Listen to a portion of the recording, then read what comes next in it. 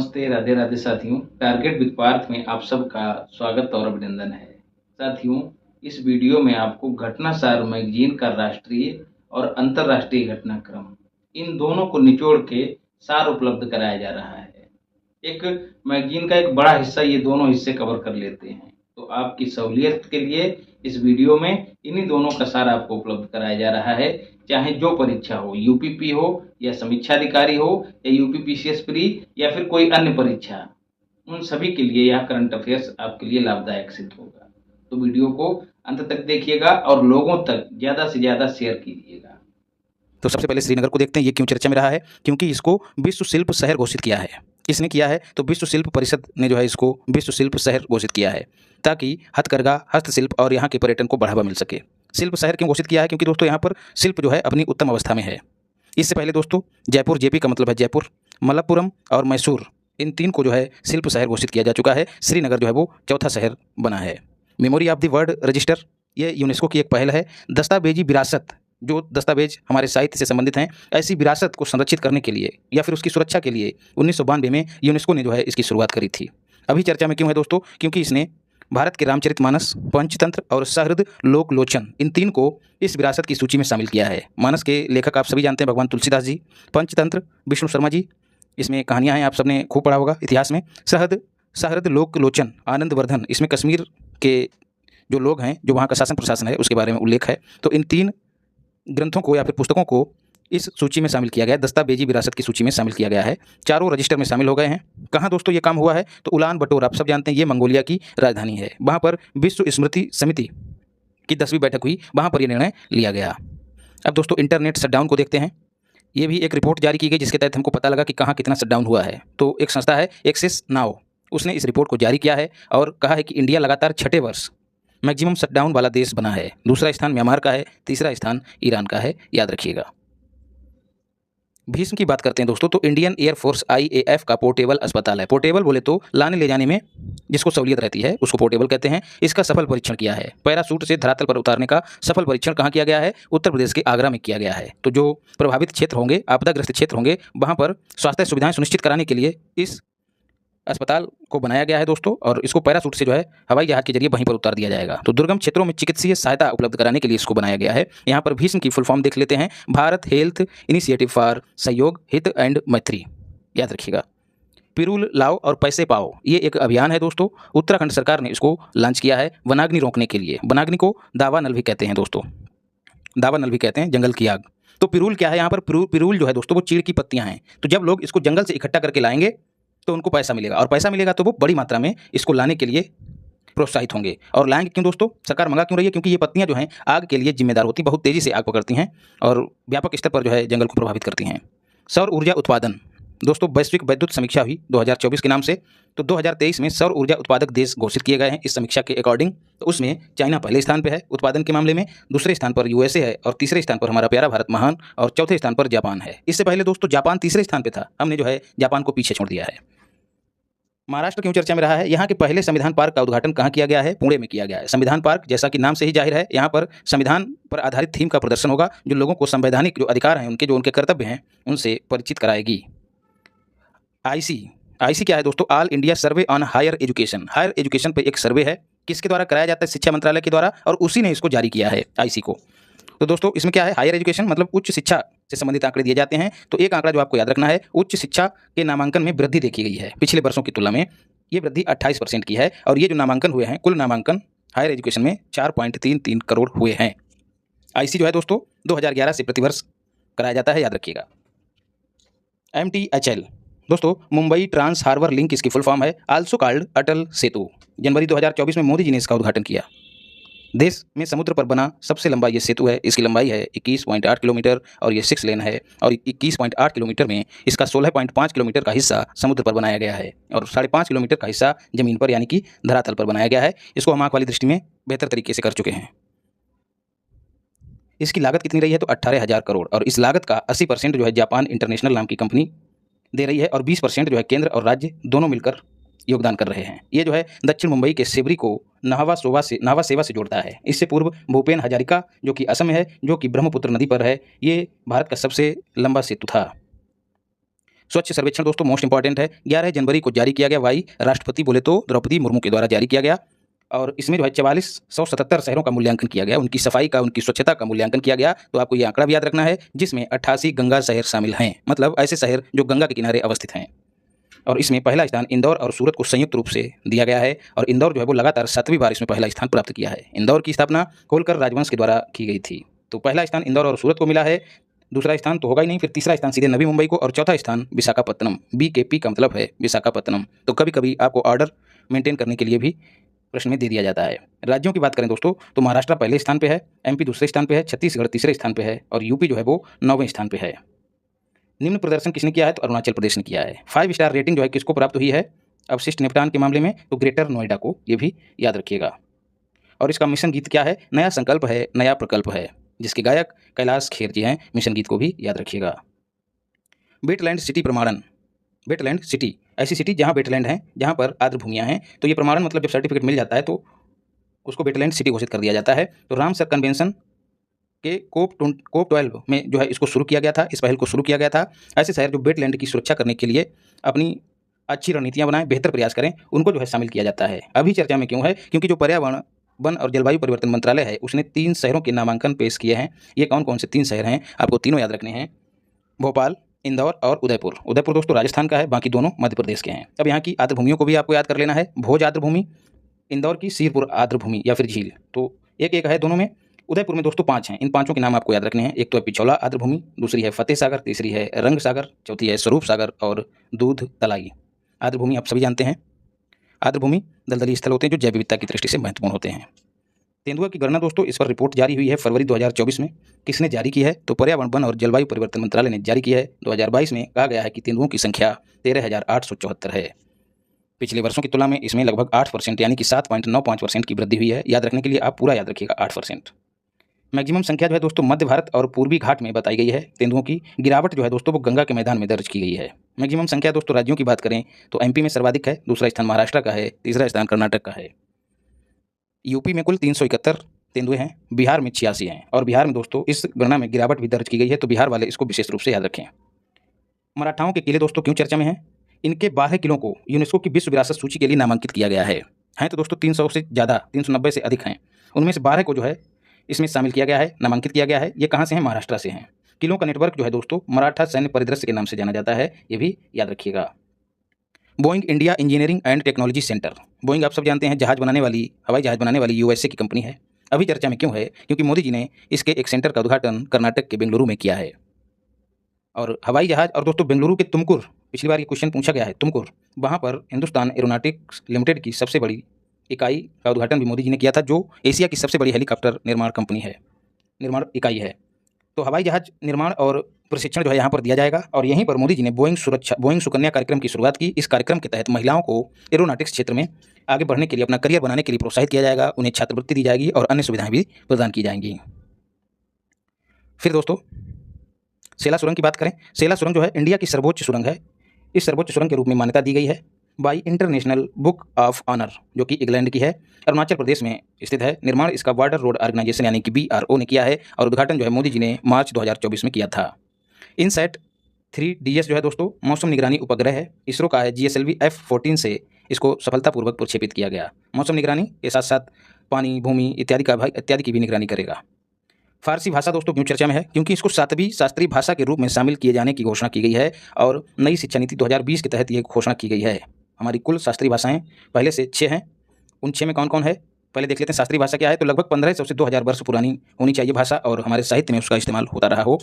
और इनमें पहली भाषा कौन है, तो तमिल। 2004 में इसको पहली शास्त्रीय भाषा घोषित किया गया, तो पहले ही आपको कतई याद रख लेनी है।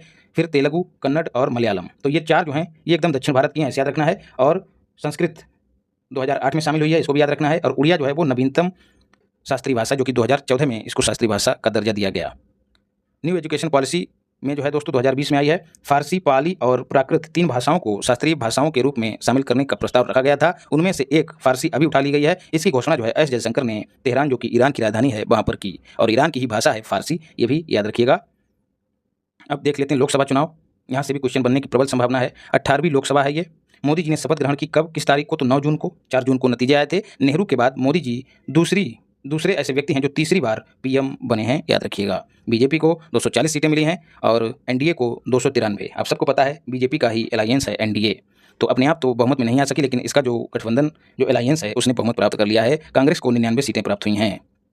शपथ किसके द्वारा दिलाई गई मोदी जी को? तो मुर्मू जी के द्वारा। मोदी जी जो हैं वो 20वें पीएम के रूप में निर्वाचित हुए हैं। आमंत्रित पड़ोसी देश दोस्तों देख लेते हैं। शेख हसीना जो कि बांग्लादेश की हैं प्रधानमंत्री पीएम। रानिल विक्रमसिंघे, आर विक्रम इसका मतलब रानिल विक्रमसिंघे जो कि श्रीलंका के प्रेसिडेंट हैं। शेरिंग टोबेगे ये भूटान के पीएम हैं और प्रविंद जगन्नाथ जो हैं वो मॉरिशस के पीएम हैं। पुष्प कमल दहल नेपाल के पीएम हैं और मोहम्मद मोइजू मालदीव के राष्ट्रपति, आरपीटी का मतलब राष्ट्रपति है। तो ये लोग एज ए गेस्ट आमंत्रित थे। मंत्रिमंडल में कुल 71 मंत्री हैं। मोदी जी को भी शामिल कर लिया जाए तो ये संख्या 72 हो जाएगी। 7 महिला मंत्री हैं। अब मंत्रियों को देख लेते हैं कि कौन किस मंत्रालय का है। तो रक्षा मंत्री राजनाथ सिंह पहले की भांति, गृह मंत्री और सहकारिता मंत्री अमित शाह। शॉर्ट फॉर्म पे विशेष ध्यान दीजिएगा। सड़क परिवहन दोस्तों नितिन गडकरी एनजी। स्वास्थ्य और रसायन उर्वरक मंत्री जेपी नड्डा। कृषि और किसान कल्याण मंत्री मम्मा को बनाया गया, मतलब शिवराज सिंह चौहान को, और विदेश मंत्री पहले वाले ही हैं एस जयशंकर। वित्त मंत्री ताई जी हैं, मतलब निर्मला सीतारमण। वाणिज्य और उद्योग मंत्री पीयूष गोयल। पंचायती राज मंत्री राजीव रंजन उर्फ ललन सिंह। बंदरगाह और जहाजरानी मंत्री सर्बानंद सोनेवाल, जो जहाज पर लेटकर समंदर की सैर करते हैं और लेते हैं सर्व आनंद, तो उनका नाम है सर्बानंद सोनेवाल। सोते हुए सर्बानंद लेते हैं। नागरिक उड्डयन मंत्री राम मोहन नायडू, इससे पहले ज्योतिरादित्य सिंधिया थे। आदिवासी मामले का मंत्री किसे बनाया गया है? जुएल उराव। इनका नाम ही देखिए, आप जब देखेंगे इसको तो लगेगा कि कोई आदिवासी नाम ही है। कपड़ा मंत्री गिरिराज सिंह। गिरिराज मतलब भगवान कृष्ण की बात हो रही है और कृष्ण जो हैं पीताम्बर वस्त्र धारण किया करते थे, तो वस्त्र का संबंध किससे है? गिरिराज से। पहले स्मृति ईरानी थी। रेल, इलेक्ट्रॉनिक्स और सूचना प्रसारण मंत्रालय जो है दोनों अश्विनी वैष्णव के पास गए हैं। दूरसंचार और पूर्वोत्तर विकास का मंत्री जो है ज्योतिरादित्य सिंधिया को बनाया गया है और पर्यावरण जलवायु परिवर्तन मंत्रालय जो है भूपेंद्र सिंह को दिया गया है। मंत्रालयों पे दोस्तों एक वीडियो मैंने आपको पहले ही दी थी। पर्यटन और संस्कृति मंत्री जो है गजेंद्र शेखावत को बनाया गया है। जल शक्ति मंत्री जो है CR पाटिल को बनाया गया है, दोनों बदल गए हैं। महिला और बाल विकास मंत्री जो है अन्नपूर्णा देवी। महिलाओं और जो बच्चे हैं उनको अन्न कौन उपलब्ध कराती है? अन्नपूर्णा देवी। अन्न की देवी महिलाओं और बच्चों के लिए कौन है? अन्नपूर्णा। कानून मंत्री अर्जुन मेघवाल। श्रम और रोजगार मंत्री मनसुख मांडविया। आदमी जो है रोजगार पाके जो है उसका मन जो है सुख हो जाता है और डोलने लगता है। मंडोला मतलब मांडविया, ऐसे याद रखिएगा। पेट्रोलियम और प्राकृतिक गैस मंत्री जो हैं वो हरदीप सिंह पुरी बनाए गए हैं। पुरी मतलब पूरी की बात हो रही है और पूरी जो है किस में सिकती है? तेल में सिकती है। तेल को किससे गर्म किया जाता है? प्राकृतिक गैस और पेट्रोलियम से, ऐसे याद रखिएगा। लोकसभा चुनाव 19 अप्रैल से 1 जून के बीच हुए। कुल कितने चरणों में हुए? 7 चरणों में। परिणाम कब आया? 4 जून को। यूपी में बीजेपी को कुल 33 सीटें ही प्राप्त हुई हैं। मुकेश दलाल जो हैं निर्विरोध चुने गए, जो कि सूरत से हैं। पुष्पेंद्र सरोज जो हैं वो सबसे युवा सांसद हैं। कहाँ से? कौशाम्बी से हैं। किस पार्टी से हैं? तो एसपी बोले तो सपा से हैं। और शंकर लाल वाणी इंदौर से मैक्सिमम वोटों से जीते हैं। किस पार्टी के हैं? बीजेपी के हैं। रविंद्र वायकर जो है दोस्तों मुंबई से हैं और सबसे कम वोटों से जीतने वाले सांसद हैं, शिवसेना के हैं। अमृतपाल सिंह पंजाब से और अब्दुल राशिद जो है जम्मू कश्मीर से सांसद चुने गए हैं। दोनों जेल में रहकर अपने विपक्षी को हराए हैं और निर्दलीय हैं। आरजी की बात करें तो राहुल गांधी की बात हो रही है। रायबरेली और वायनाड दोनों से जीते हैं। बाद में वायनाड से इन्होंने त्यागपत्र दे दिया। वायनाड केरल में है। लोकसभा का गठन जो है 24 जून को किया गया, ये डेट भी याद रखिएगा। और PS बोले तो प्रोटेम स्पीकर, जो नए सदस्य हैं उनको शपथ ग्रहण कराने के लिए प्रोटेम स्पीकर की नियुक्ति की जाती है, तो उनका नाम है भर्तहरि महताब, जो कि ओडिशा के सांसद हैं। और स्पीकर जो हैं कौन बने हैं? ओम बिरला, दूसरी बार बने हैं। फिर दोस्तों एनडीए की बात कर लेते हैं। इसमें लगभग 24 दल शामिल थे। तो एनडीए जो कि बीजेपी का गठबंधन है, अलायंस है, इसमें बीजेपी को 240 सीटें मिली हैं। टीडीपी तेलुगु देशम पार्टी को 16 सीटें मिली हैं और जेडीयू को 12 सीटें, जो कि पलटू चाचा की है। जनता दल यूनाइटेड और तेलुगु देशम पार्टी, क्या नाम है उनका? नायडू, उनकी है, चंद्रबाबू नायडू की। तो ये 2 पार्टियां जो किंग मेकर के रूप में गिनी जाती हैं। इंडिया गठबंधन की बात करें तो इसकी फुल फॉर्म भी याद रखनी है, Indian national development inclusive alliance. इसमें इंडियन नेशनल कांग्रेस को यानी कि राजीव गांधी की पार्टी को 99 सीटें मिली हैं सर्वाधिक। सपा को 37 सीटें मिली हैं। यूपी में ही इसने 33 सीटें जीती हैं। नहीं, यूपी में बीजेपी को 33 सीटें मिली हैं। सपा ने 37 सीटें जीती हैं। पिछली बार महज 5 सीटें ही इसको मिली थी।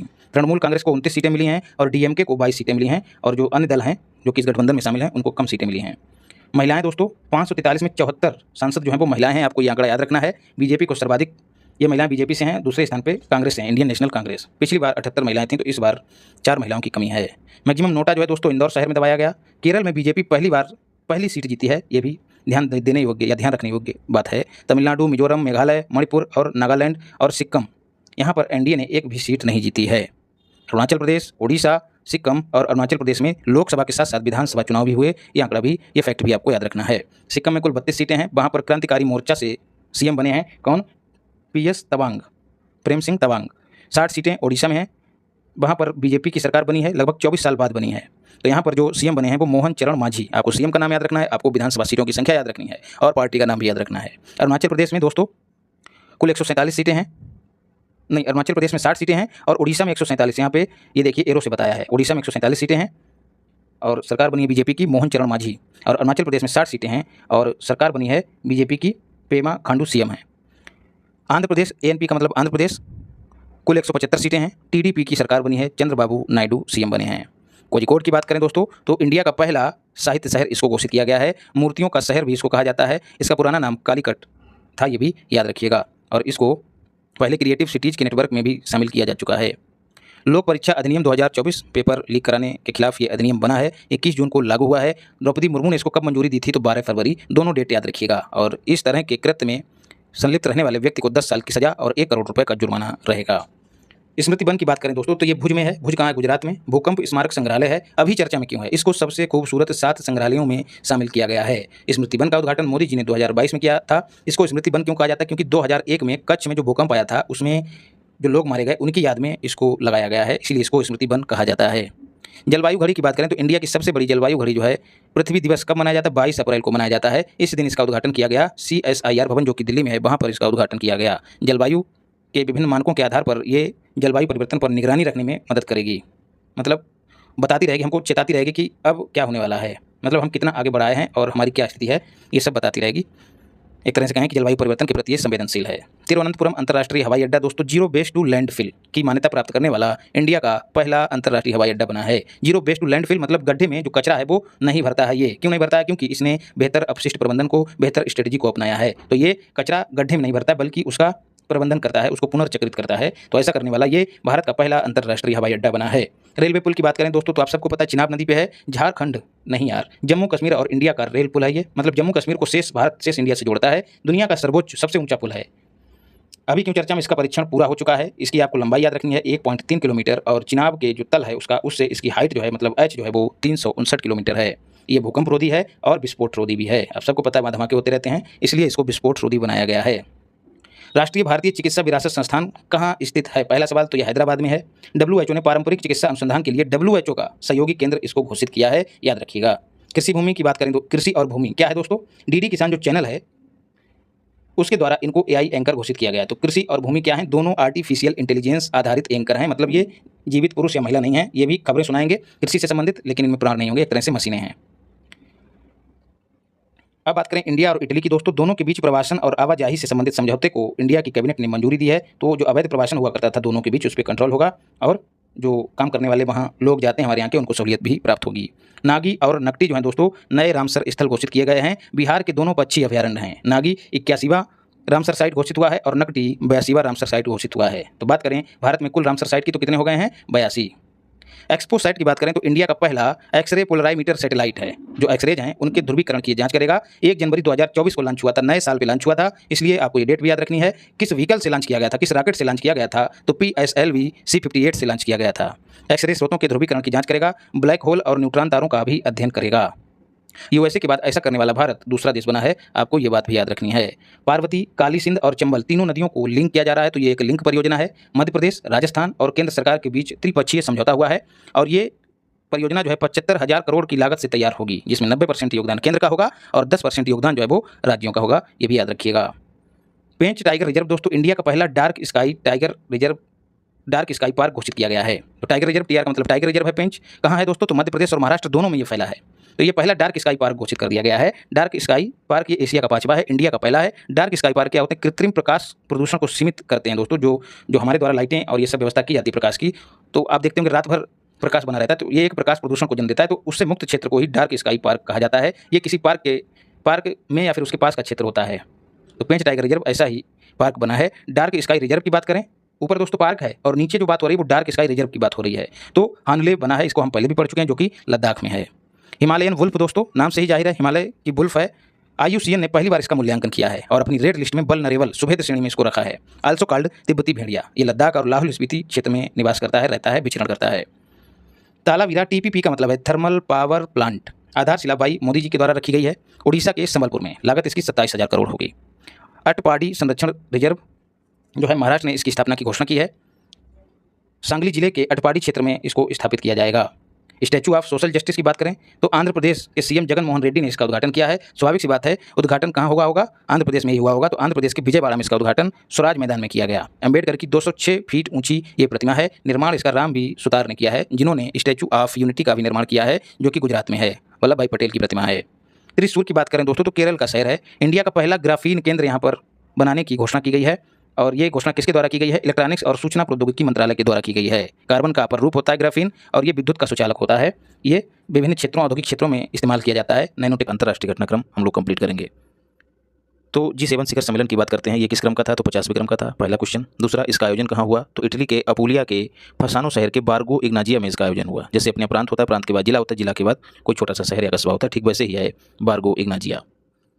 इंडिया सहित 12 देशों और संगठनों ने भाग लिया। दोस्तों G7 इसमें 7 देश शामिल हैं, 7 देशों का ग्रुप है। उनके अतिरिक्त जब अन्य देश भी शामिल होते हैं, जैसे ये 12 देश शामिल हुए हैं और संगठन शामिल हुए हैं, तो ये जो सत्र आयोजित होता है इसे कहा जाता है आउटरीच सत्र। तो आउटरीच सत्र का संबंध किससे है? G7 से। दोस्तों इस सम्मेलन में partnership for global infrastructure and investment, वैश्विक स्तर पर इंफ्रास्ट्रक्चर और इन्वेस्टमेंट को बढ़ावा देने के लिए पार्टनरशिप, साझेदारी बढ़ाने की बात कही गई। ये दोस्तों इंफ्रास्ट्रक्चर और इन्वेस्टमेंट कहाँ बढ़ाया जाएगा? विकासशील देशों में। दोस्तों 2027 तक यहाँ $6000 बिलियन राशि का आवंटन इन देशों के लिए होगा, विकासशील देशों के लिए। काहे के लिए? इंफ्रास्ट्रक्चर पर काम करने के लिए और उन देशों में इन्वेस्टमेंट करने के लिए। भारत, मध्य पूर्व, यूरोप आर्थिक गलियारे को प्रोत्साहन दिया जाएगा। आप पहले भी पढ़ चुके हैं। भारत को जो है मध्य पूर्व, मिडिल ईस्ट, वो जो जॉर्डन, इजराइल और ये इसके आसपास का जो क्षेत्र है उसी को मिडिल ईस्ट कहा जाता है। वहाँ से होते हुए यूरोप तक जो है एक तरह का गलियारा बनाया जाएगा जो व्यापार वाणिज्य को बढ़ावा देगा। इसके अतिरिक्त दोस्तों लोबिटो कॉरिडोर का संबंध किस देश से है? तो अफ्रीका से है। ये दोस्तों बंदरगाह शहर है। अब आपको ये याद नहीं करना है कि कॉरिडोर कहाँ से कहाँ तक, बस इतना याद रखिए कि अफ्रीका में है कॉरिडोर लोबिटो एक बंदरगाह शहर है, ये भी याद रखिएगा। लुजोन की बात करें दोस्तों, लुजोन कॉरिडोर आप सब जानते हैं। लुजोन कहाँ है? लुजोन फिलीपींस में है। तो ये कॉरिडोर फिलीपींस में बनाया जाएगा। और इस सम्मेलन में दोस्तों यूक्रेन को $50 बिलियन का ऋण प्रदान करने को लेकर मंजूरी बनी, ये भी याद रखिएगा। ग्रेट ग्रीन वॉल इनिशिएटिव को बढ़ावा देने की बात कही गई। ग्रेट ग्रीन वॉल कहाँ है दोस्तों? इनिशिएटिव कहाँ चलाई जा रही है? अफ्रीका में चलाई जा रही है। दोस्तों अफ्रीका में वह क्षेत्र जो सहारा आप सब जानते हैं मरुस्थल है, शेष अफ्रीका से अलग करता है। तो ये जो एक बाल है, ये हरी भरी दीवार बनाई जाएगी जो इधर के क्षेत्रों के मरुस्थलीकरण को रोकने का काम करेगी। तो इसको, ये दोस्तों बाल जो है लगभग 8000 किलोमीटर लंबी है और अफ्रीका के 11 देशों को कवर करती है, ये भी याद रखिएगा। तो इसको जो है बढ़ावा देने की बात कही गई, इसमें निवेश करने की बात कही गई। इंडिया की तरफ से दोस्तों मोदी जी ने भाग लिया, ये भी याद रखिएगा। मेंबर्स इसके आपको याद रख लेने हैं। कनाडा और USA दोनों भैया हैं, ऊपर नीचे हैं।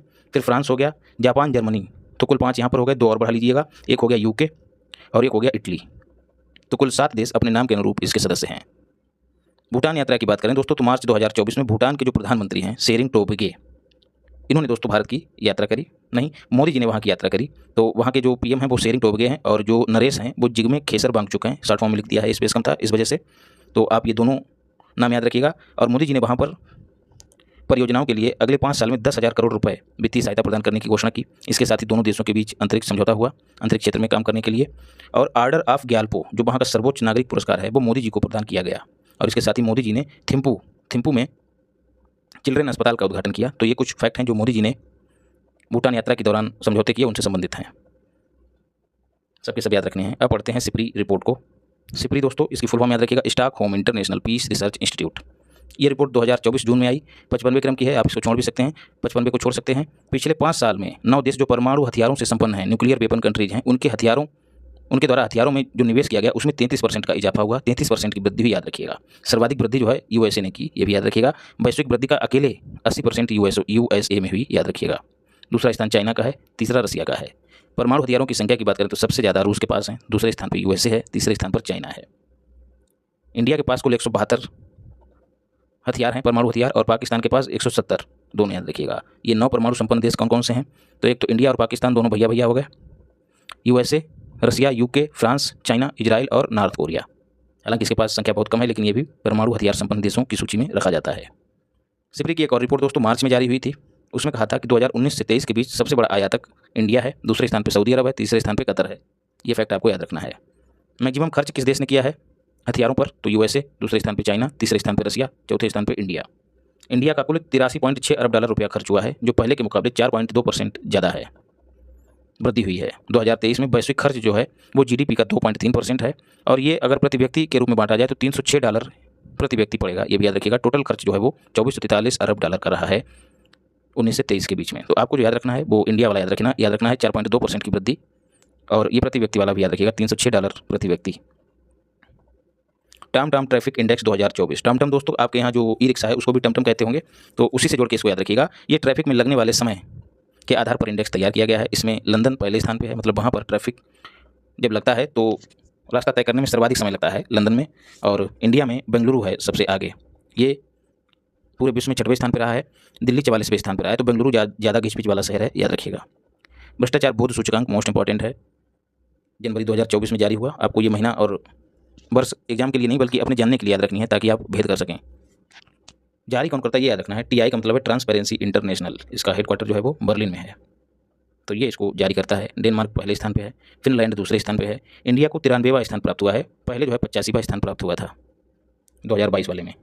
तो इसका मतलब क्या हुआ, इंडिया की स्थिति और ज़्यादा गंभीर हुई है, भ्रष्टाचार इंडिया में बढ़ा है, क्योंकि पहले की तुलना में 85, 5 और 3 8 पायदान नीचे गया है। भूटान की बात करें तो हमसे ऊपर है, 26वां स्थान है भूटान का। चाइना का 76वां स्थान है। सोमालिया सबसे नीचे है, 180वां स्थान है। सोमालिया में डाकू रहते हैं, तो उसी से जोड़ के याद रखिएगा, इसका स्थान सबसे नीचे है। वैश्विक लोकतंत्र सूचकांक की बात करें दोस्तों, तो जारी फरवरी में हुआ है, किसके द्वारा, इकोनॉमिक इंटेलिजेंस के द्वारा। 2006 में पहली बार जारी हुआ था। सबसे ऊपर है टॉप पर नॉर्वे, दूसरा स्थान न्यूजीलैंड का है। इंडिया को 167 में से 41वां स्थान प्राप्त हुआ है, पिछली बार जो है वो 46वां स्थान प्राप्त हुआ था, तो इसमें सुधार हुआ है। ये भी याद रखिए, कभी कभी कथन के रूप में दे दिया जाता है कि वैश्विक लोकतंत्र सूचकांक में भारत इतने पायदान ऊपर गया है या नीचे गया है। यदि आपको पता रहेगा तो आप उसको सही से कर पाएंगे। इंडिया का स्कोर भी याद रखिएगा 7.8, और इंडिया में जो लोकतंत्र है उसको खामियों वाला लोकतंत्र, कमियों वाले लोकतंत्र की श्रेणी में रखा गया है। नॉर्थ कोरिया सबसे नीचे 167वां स्थान प्राप्त हुआ है, और कहा है कि महज 8% आबादी पूरी दुनिया में ऐसी है जो पूर्ण लोकतंत्र वाले क्षेत्रों में निवास करती है, याद रखिएगा। विश्व प्रेस स्वतंत्रता सूचकांक की बात करें तो जारी कौन करता है, reporters without borders most important है, RWB। इसमें नॉर्वे पहले स्थान पे है, डेनमार्क दूसरे स्थान पे है। तो चाहे लोकतंत्र सूचकांक की बात करें चाहे प्रेस स्वतंत्रता की बात करें, दोनों एक दूसरे से जुड़े हुए हैं। दोनों में नॉर्वे पहले स्थान पे है। इंडिया को 159वां स्थान प्राप्त हुआ है, पहले इसको 161वां स्थान प्राप्त हुआ था, तो इसमें भी इंडिया ने सुधार किया है। स्कोर 31.28, और अति गंभीर प्रेस स्वतंत्रता वाली श्रेणी में रखा गया है। इरिट्रिया सबसे नीचे है, जिसको 180वां स्थान प्राप्त हुआ है। कुछ याद रहे या ना रहे, आपको जारी करता याद रखना है, पहला स्थान याद रखना है, और इंडिया का याद रखना है। और सब याद रख लें तो अच्छी बात है, लेकिन इतना जरूर याद रखना है। वर्ल्ड हैप्पीनेस इंडेक्स मार्च में जारी हुआ, किसके द्वारा, UNSDSN, United nation sustainable development solution network. इसमें फिनलैंड पहले स्थान पे है। इंडिया को 126वां स्थान प्राप्त हुआ है, 2022 में 136वां स्थान प्राप्त हुआ था, तो पहले से सुधार हुआ है। अफगानिस्तान 143वां, मतलब ये सबसे नीचे है। यात्रा पर्यटन विकास सूचकांक, यात्रा पर्यटन के मामले में किसने ज़्यादा अच्छा काम किया, उस आधार पर इंडेक्स तैयार किया गया। मई में जारी हुआ है। कौन जारी किया है याद रखना, वर्ल्ड इकोनॉमिक फोरम। स्पेन पहले स्थान पे है। इंडिया को 39वां स्थान प्राप्त हुआ है।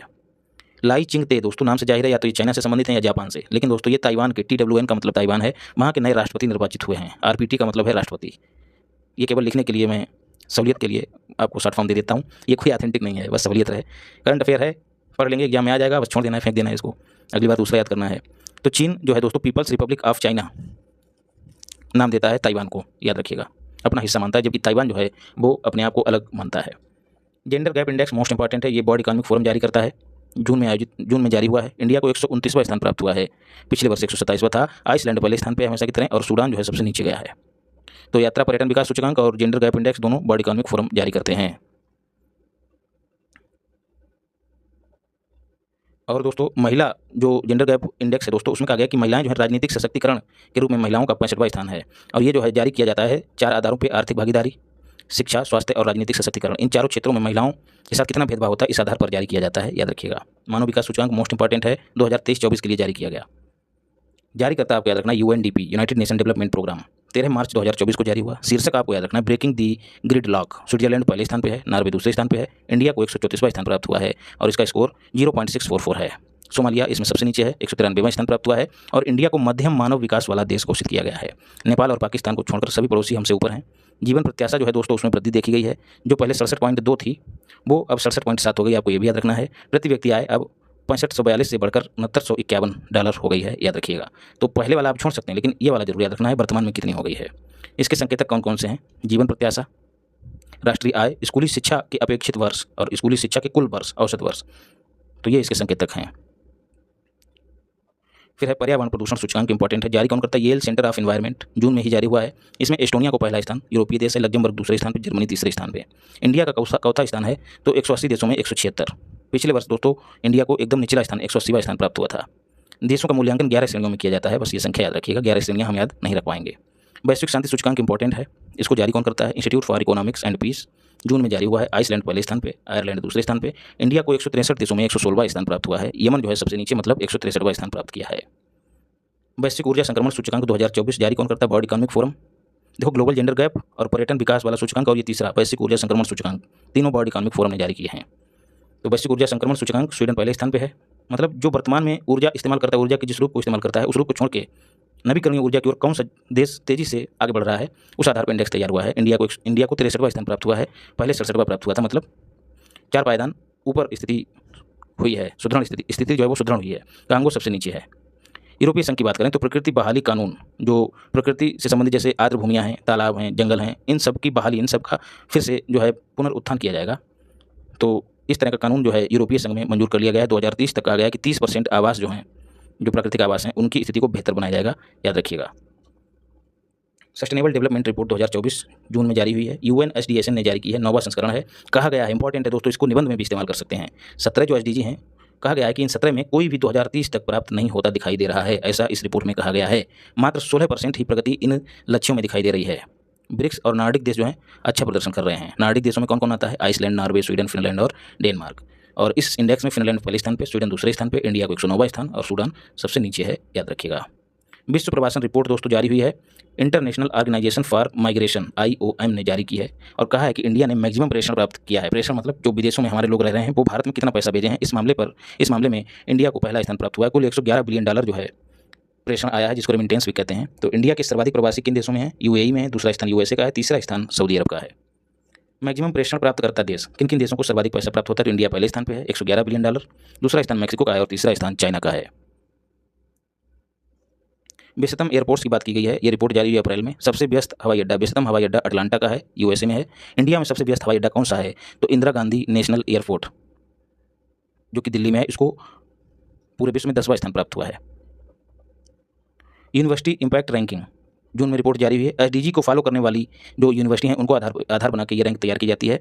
इंडिया ने इस मामले में पूरे विश्व में सर्वोच्च स्थान प्राप्त किया है, याद रखिएगा। इंडिया की जो यूनिवर्सिटीज़ हैं वो सस्टेनेबल डेवलपमेंट गोल्स को ध्यान में रखते हुए ज़्यादा काम करती हैं, इसलिए इंडिया को पहला स्थान प्राप्त हुआ है।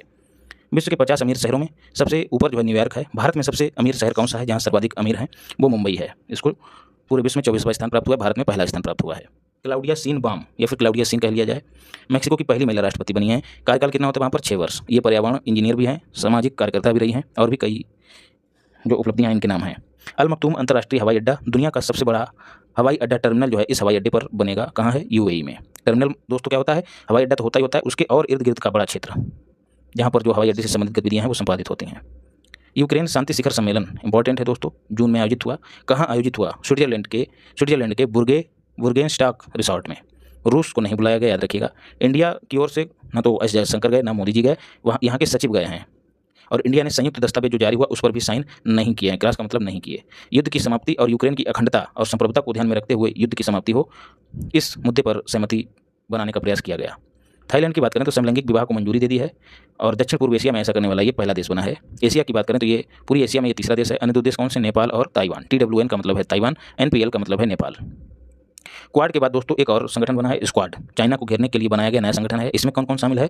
जापान, ऑस्ट्रेलिया, USA और फिलीपींस। 3 तो क्वाड वाले ही शामिल हैं, फिलीपींस अलग है। क्वाड में दोस्तों 3 ये हो जाते हैं और 1 इंडिया हो जाता है। तो स्क्वाड का उद्देश्य क्या है? हिंद प्रशांत क्षेत्र में सामूहिक हितों को बढ़ावा देना, सुरक्षा को, व्यापार को और चीन के एकाधिकार को काउंटर करना। क्वाड में इंडिया, USA, ऑस्ट्रेलिया और जापान। मैक्सिमम पॉपुलेशन क्वाड में है। इंडिया की जो है मैक्सिमम पॉपुलेशन है दोस्तों, और इंडिया 5वीं बड़ी इकॉनमी है। ये 2 फैक्ट थे इंडिया से संबंधित जो आपको याद रखने हैं।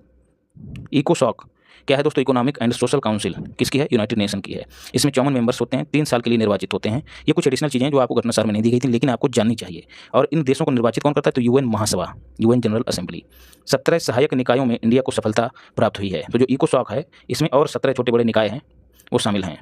तो उनमें से कुछ इस प्रकार हैं। महिलाओं की स्थिति पर जो आयोग है उसमें भी इंडिया को प्रतिनिधित्व मिला है। यूनिसेफ में मिला है, UNDP में मिला है, बर्ड फूड प्रोग्राम WFP में मिला है और UN जनसंख्या कोष में मिला है। और जगजीत पवाड़िया जो है वो अंतर्राष्ट्रीय नारकोटिक्स कंट्रोल बोर्ड के लिए निर्वाचित हुए हैं 2025 से 30 के लिए, ये भी याद रखिएगा। TCS आप सब जानते हैं टाटा ग्रुप की कंपनी है, सॉफ्टवेयर और कंसल्टेंसी सर्विस है, उपलब्ध कराती है। पेरिस में दोस्तों ह्यूमन सेंट्रिक AI मतलब मानव को ध्यान में रखते हुए AI सेंटर स्थापित कर रही है, उसकी घोषणा की है। तो इससे क्या होगा? मशीनों में सहानुभूति पैदा करने के लिए ये सेंटर काम करेगा। ठीक है। तो ये AI ह्यूमन सेंट्रिक AI को बढ़ावा देगा सेंटर। यूरोपियन यूनियन ने दुनिया का पहला AI एक्ट उसको मंजूरी दी है। याद रखिएगा, इससे क्या होगा, जो AI का क्षेत्र है आर्टिफिशियल इंटेलिजेंस का क्षेत्र है। आर्टिफिशियल इंटेलिजेंस आप सब जानते हैं, जब मशीनें मनुष्य की तरह काम करने लग जाएं तो उसको आर्टिफिशियल इंटेलिजेंस कहते हैं। तो इस क्षेत्र में विश्वास और पारदर्शिता किस तरह से सुनिश्चित हो, इस पर जो है एक एक्ट बनाया गया है। टैक 003 क्या है? डेंगू का एक नया टीका है। चर्चा में क्यों है? WHO ने इसको प्री क्वालिफिकेशन का सर्टिफिकेट दे दिया है। अन्य नाम इसका क्या है? क्यूडेंगा। बनाने वाली कंपनी कौन सी है? तो टोकेडा। अब जो इन्होंने नहीं दिया था फैक्ट वो ये है कि ये टाकेडा जो कंपनी है ये किस देश की है? तो जापान की है।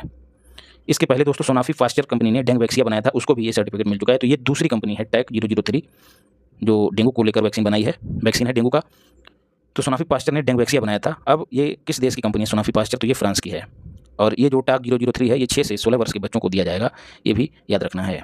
मेन 5CV क्या है दोस्तों? मेनिंजाइटिस के विरुद्ध एक वैक्सीन है। नाइजीरिया इसको बनाने वाला पहला देश बना है। इस बीमारी में दोस्तों रीढ़ और उसके आसपास की जो झिल्ली होती है उसमें सूजन आती है, तो इससे गर्दन में जकड़न, पीठ में दर्द, मतली आना और ये बुखार का एहसास होना, ये सब समस्याएं हो जाती हैं।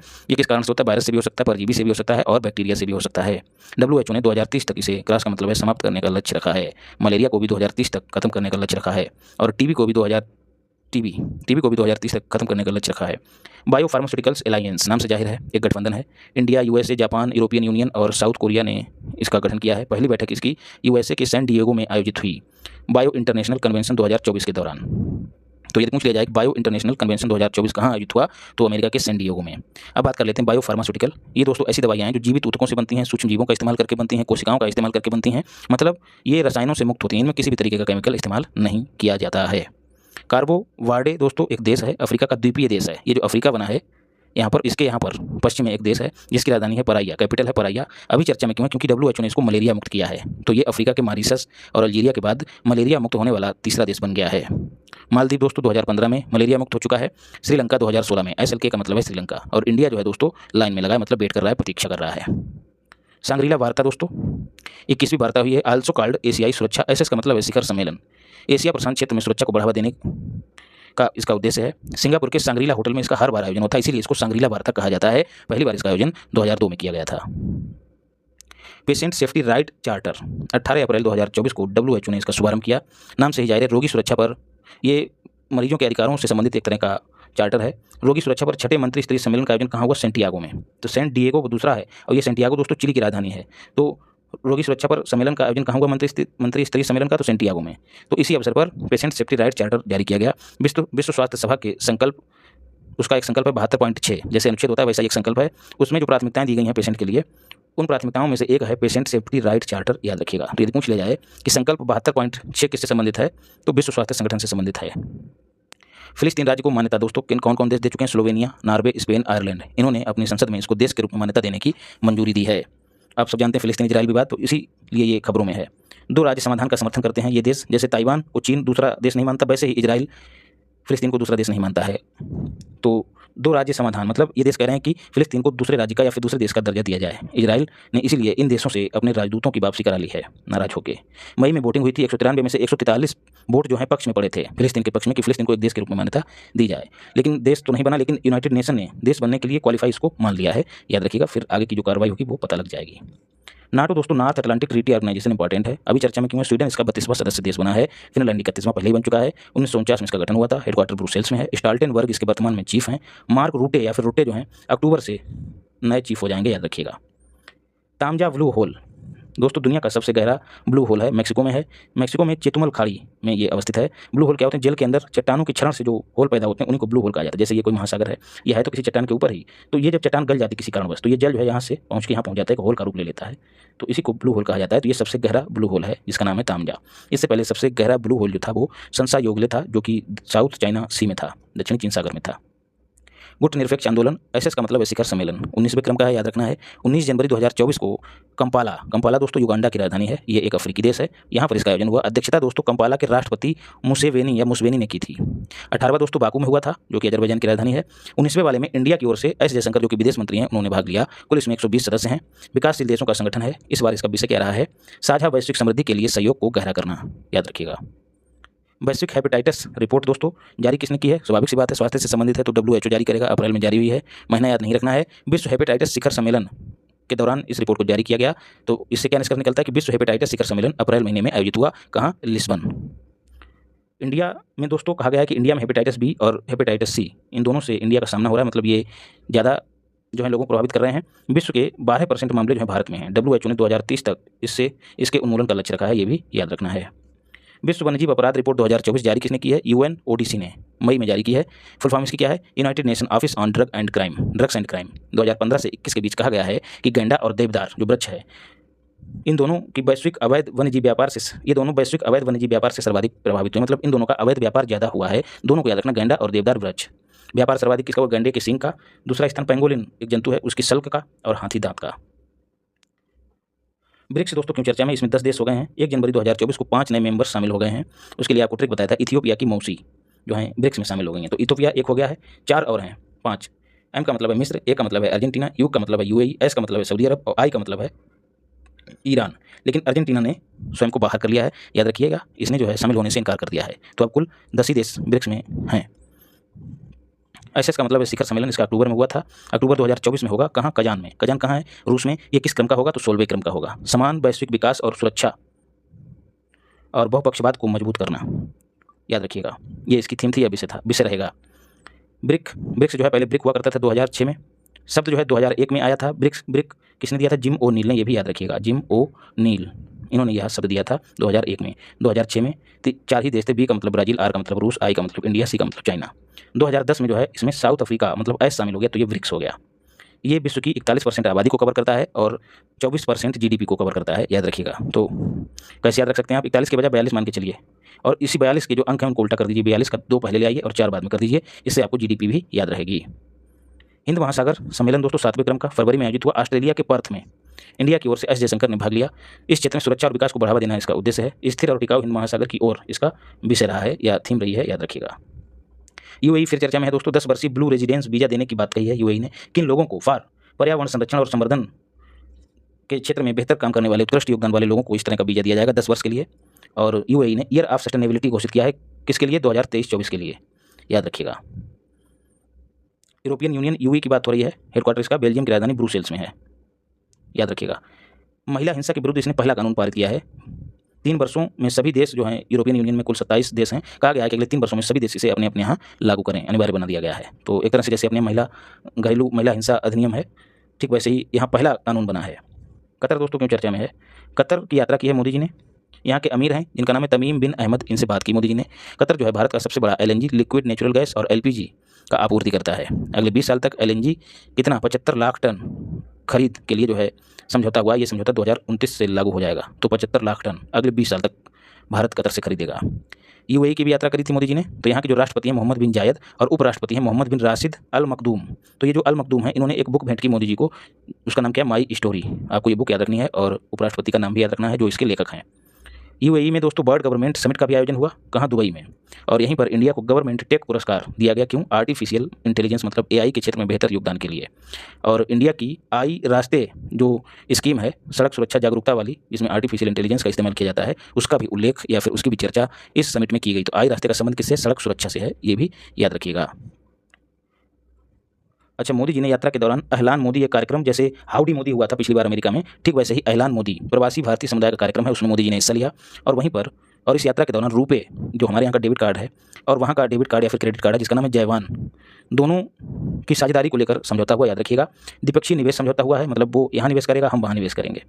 गेल जो भारत की कंपनी है और वहाँ की कंपनी UAE की एडनॉक, दोनों के बीच LNG लिक्विड नेचुरल गैस के उत्पादन के लिए समझौता हुआ है। तो ये दोनों कंपनियां याद रखिएगा, भारत की गेल और वहाँ की एडनॉक।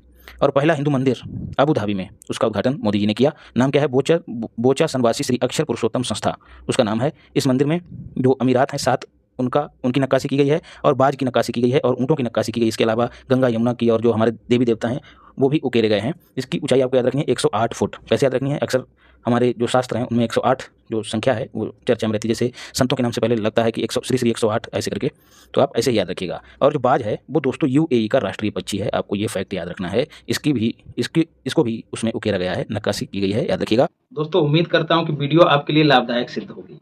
यदि वीडियो अच्छी लगी हो तो चैनल को सब्सक्राइब कीजिए, वीडियो को लाइक भी कीजिए और शेयर भी कीजिए। बाकी अपने चित्र को और अपने चरित्र को पवित्र बनाते हुए माता पिता की सेवा कीजिए और महिलाओं का सम्मान कीजिए। धन्यवाद।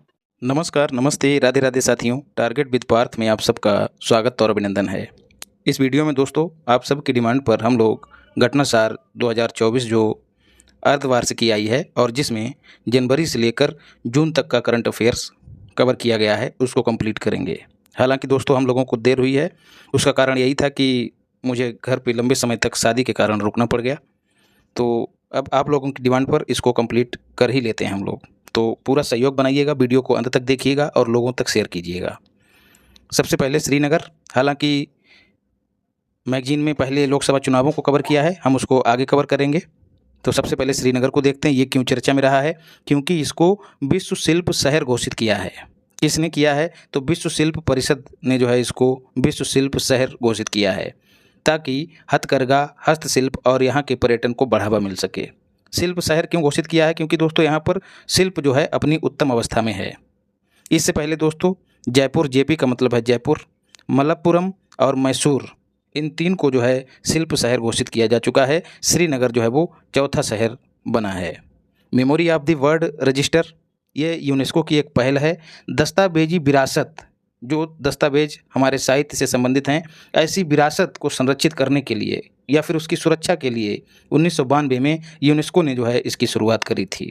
अभी चर्चा में क्यों है दोस्तों? क्योंकि इसने भारत के रामचरितमानस, पंचतंत्र और सहृद लोकलोचन, इन 3 को इस विरासत की सूची में शामिल किया है। मानस के लेखक आप सभी जानते हैं भगवान तुलसीदास जी, पंचतंत्र विष्णु शर्मा जी, इसमें कहानियाँ हैं, आप सबने खूब पढ़ा होगा इतिहास में। सहृद लोकलोचन आनंदवर्धन, इसमें कश्मीर के जो लोग हैं, जो वहाँ का शासन प्रशासन है, उसके बारे में उल्लेख है। तो इन 3 ग्रंथों को या फिर पुस्तकों को इस सूची में शामिल किया गया है, दस्तावेजी विरासत की सूची में शामिल किया गया है। चारों रजिस्टर में शामिल हो गए हैं। कहाँ दोस्तों ये काम हुआ है? तो उलान बटोर, आप सब जानते हैं ये मंगोलिया की राजधानी है। वहाँ पर विश्व स्मृति समिति की 10वीं बैठक हुई, वहाँ पर ये निर्णय लिया गया। अब दोस्तों इंटरनेट शटडाउन को देखते हैं। ये भी एक रिपोर्ट जारी की गई जिसके तहत हमको पता लगा कि कहाँ कितना शटडाउन हुआ है। तो एक संस्था है एक्सेस नाउ, उसने इस रिपोर्ट को जारी किया है और कहा है कि इंडिया लगातार 6ठे वर्ष मैक्सिमम शटडाउन वाला देश बना है। दूसरा स्थान म्यांमार का है, तीसरा स्थान ईरान का है, याद रखिएगा। भीष्म की बात करते हैं दोस्तों, तो इंडियन एयरफोर्स IAF का पोर्टेबल अस्पताल है। पोर्टेबल बोले तो लाने ले जाने में जिसको सहूलियत रहती है उसको पोर्टेबल कहते हैं। इसका सफल परीक्षण किया है। पैराशूट से धरातल पर उतारने का सफल परीक्षण कहाँ किया गया है? उत्तर प्रदेश के आगरा में किया गया है। तो जो प्रभावित क्षेत्र होंगे, आपदाग्रस्त क्षेत्र होंगे, वहाँ पर स्वास्थ्य सुविधाएं सुनिश्चित कराने के लिए इस अस्पताल को बनाया गया है दोस्तों, और इसको पैराशूट से जो है हवाई जहाज के जरिए वहीं पर उतार दिया जाएगा। तो दुर्गम क्षेत्रों में चिकित्सीय सहायता उपलब्ध कराने के लिए इसको बनाया गया है। यहाँ पर भीष्म की फुल फॉर्म देख लेते हैं, भारत हेल्थ इनिशिएटिव फॉर सहयोग, हित एंड मैत्री, याद रखिएगा। पिरूल लाओ और पैसे पाओ, ये एक अभियान है दोस्तों। उत्तराखंड सरकार ने इसको लॉन्च किया है वनाग्नि रोकने के लिए। वनाग्नि को दावा नल भी कहते हैं दोस्तों, दावा नल भी कहते हैं, जंगल की आग। तो पिरूल क्या है? यहाँ पर पिरूल जो है दोस्तों वो चीड़ की पत्तियाँ हैं। तो जब लोग इसको जंगल से इकट्ठा करके लाएंगे तो उनको पैसा मिलेगा, और पैसा मिलेगा तो वो बड़ी मात्रा में इसको लाने के लिए प्रोत्साहित होंगे। और लाएंगे क्यों दोस्तों? सरकार मंगा क्यों रही है? क्योंकि ये पत्तियाँ जो हैं आग के लिए जिम्मेदार होती, बहुत तेज़ी से आग पकड़ती हैं और व्यापक स्तर पर जो है जंगल को प्रभावित करती हैं। सौर ऊर्जा उत्पादन दोस्तों, वैश्विक विद्युत समीक्षा हुई 2024 के नाम से। तो 2023 में सौर ऊर्जा उत्पादक देश घोषित किए गए हैं इस समीक्षा के अकॉर्डिंग। तो उसमें चाइना पहले स्थान पे है उत्पादन के मामले में, दूसरे स्थान पर USA है, और तीसरे स्थान पर हमारा प्यारा भारत महान, और चौथे स्थान पर जापान है। इससे पहले दोस्तों जापान तीसरे स्थान पे था, हमने जो है जापान को पीछे छोड़ दिया है। महाराष्ट्र क्यों चर्चा में रहा है? यहाँ के पहले संविधान पार्क का उद्घाटन कहाँ किया गया है? पुणे में किया गया है। संविधान पार्क जैसा कि नाम से ही जाहिर है, यहाँ पर संविधान पर आधारित थीम का प्रदर्शन होगा जो लोगों को संवैधानिक जो अधिकार हैं उनके, जो उनके कर्तव्य हैं, उनसे परिचित कराएगी। IC क्या है दोस्तों? All India survey on higher education. Higher education पे एक सर्वे है, किसके द्वारा कराया जाता है? शिक्षा मंत्रालय के द्वारा, और उसी ने इसको जारी किया है IC को। तो दोस्तों इसमें क्या है? हायर एजुकेशन मतलब उच्च शिक्षा से संबंधित आंकड़े दिए जाते हैं। तो एक आंकड़ा जो आपको याद रखना है, उच्च शिक्षा के नामांकन में वृद्धि देखी गई है पिछले वर्षों की तुलना में। ये वृद्धि 28% की है, और ये जो नामांकन हुए हैं, कुल नामांकन हायर एजुकेशन में 4.33 करोड़ हुए हैं। आईसी जो है दोस्तों 2011 से प्रतिवर्ष कराया जाता है, याद रखिएगा। MTHL दोस्तों मुंबई ट्रांस हार्बर लिंक इसकी फुल फॉर्म है, आल्सो कॉल्ड अटल सेतु। जनवरी 2024 में मोदी जी ने इसका उद्घाटन किया। देश में समुद्र पर बना सबसे लंबा ये सेतु है। इसकी लंबाई है 21.8 किलोमीटर और ये 6 लेन है और 21.8 किलोमीटर में इसका 16.5 किलोमीटर का हिस्सा समुद्र पर बनाया गया है और 5.5 किलोमीटर का हिस्सा ज़मीन पर यानी कि धरातल पर बनाया गया है। इसको हम आँख वाली दृष्टि में बेहतर तरीके से कर चुके हैं। इसकी लागत कितनी रही है तो 18,000 करोड़ और इस लागत का 80% जो है जापान इंटरनेशनल नाम की कंपनी दे रही है और 20% जो है केंद्र और राज्य दोनों मिलकर योगदान कर रहे हैं। ये जो है दक्षिण मुंबई के सेवरी को नाहवा सेवा से जोड़ता है। इससे पूर्व भूपेन हजारिका जो कि असम में है, जो कि ब्रह्मपुत्र नदी पर है, ये भारत का सबसे लंबा सेतु था। स्वच्छ सर्वेक्षण दोस्तों मोस्ट इंपॉर्टेंट है, 11 जनवरी को जारी किया गया। वाई राष्ट्रपति बोले तो द्रौपदी मुर्मू के द्वारा जारी किया गया और इसमें जो है 4477 शहरों का मूल्यांकन किया गया, उनकी सफाई का, उनकी स्वच्छता का मूल्यांकन किया गया। तो आपको ये आंकड़ा भी याद रखना है, जिसमें 88 गंगा शहर शामिल हैं, मतलब ऐसे शहर जो गंगा के किनारे अवस्थित हैं। और इसमें पहला स्थान इंदौर और सूरत को संयुक्त रूप से दिया गया है और इंदौर जो है वो लगातार 7वीं बार इसमें पहला स्थान प्राप्त किया है। इंदौर की स्थापना होलकर राजवंश के द्वारा की गई थी। तो पहला स्थान इंदौर और सूरत को मिला है, दूसरा स्थान तो होगा ही नहीं, फिर तीसरा स्थान सीधे नवी मुंबई को और चौथा स्थान विशाखापत्तनम। BKP का मतलब है विशाखापत्तनम। तो कभी कभी आपको ऑर्डर मेंटेन करने के लिए भी प्रश्न में दे दिया जाता है। राज्यों की बात करें दोस्तों तो महाराष्ट्र पहले स्थान पे है, MP दूसरे स्थान पे है, छत्तीसगढ़ तीसरे स्थान पे है और UP जो है वो 9वें स्थान पे है। निम्न प्रदर्शन किसने किया है तो अरुणाचल प्रदेश ने किया है। 5 स्टार रेटिंग जो है किसको प्राप्त हुई है अवशिष्ट निपटान के मामले में तो ग्रेटर नोएडा को, ये भी याद रखिएगा।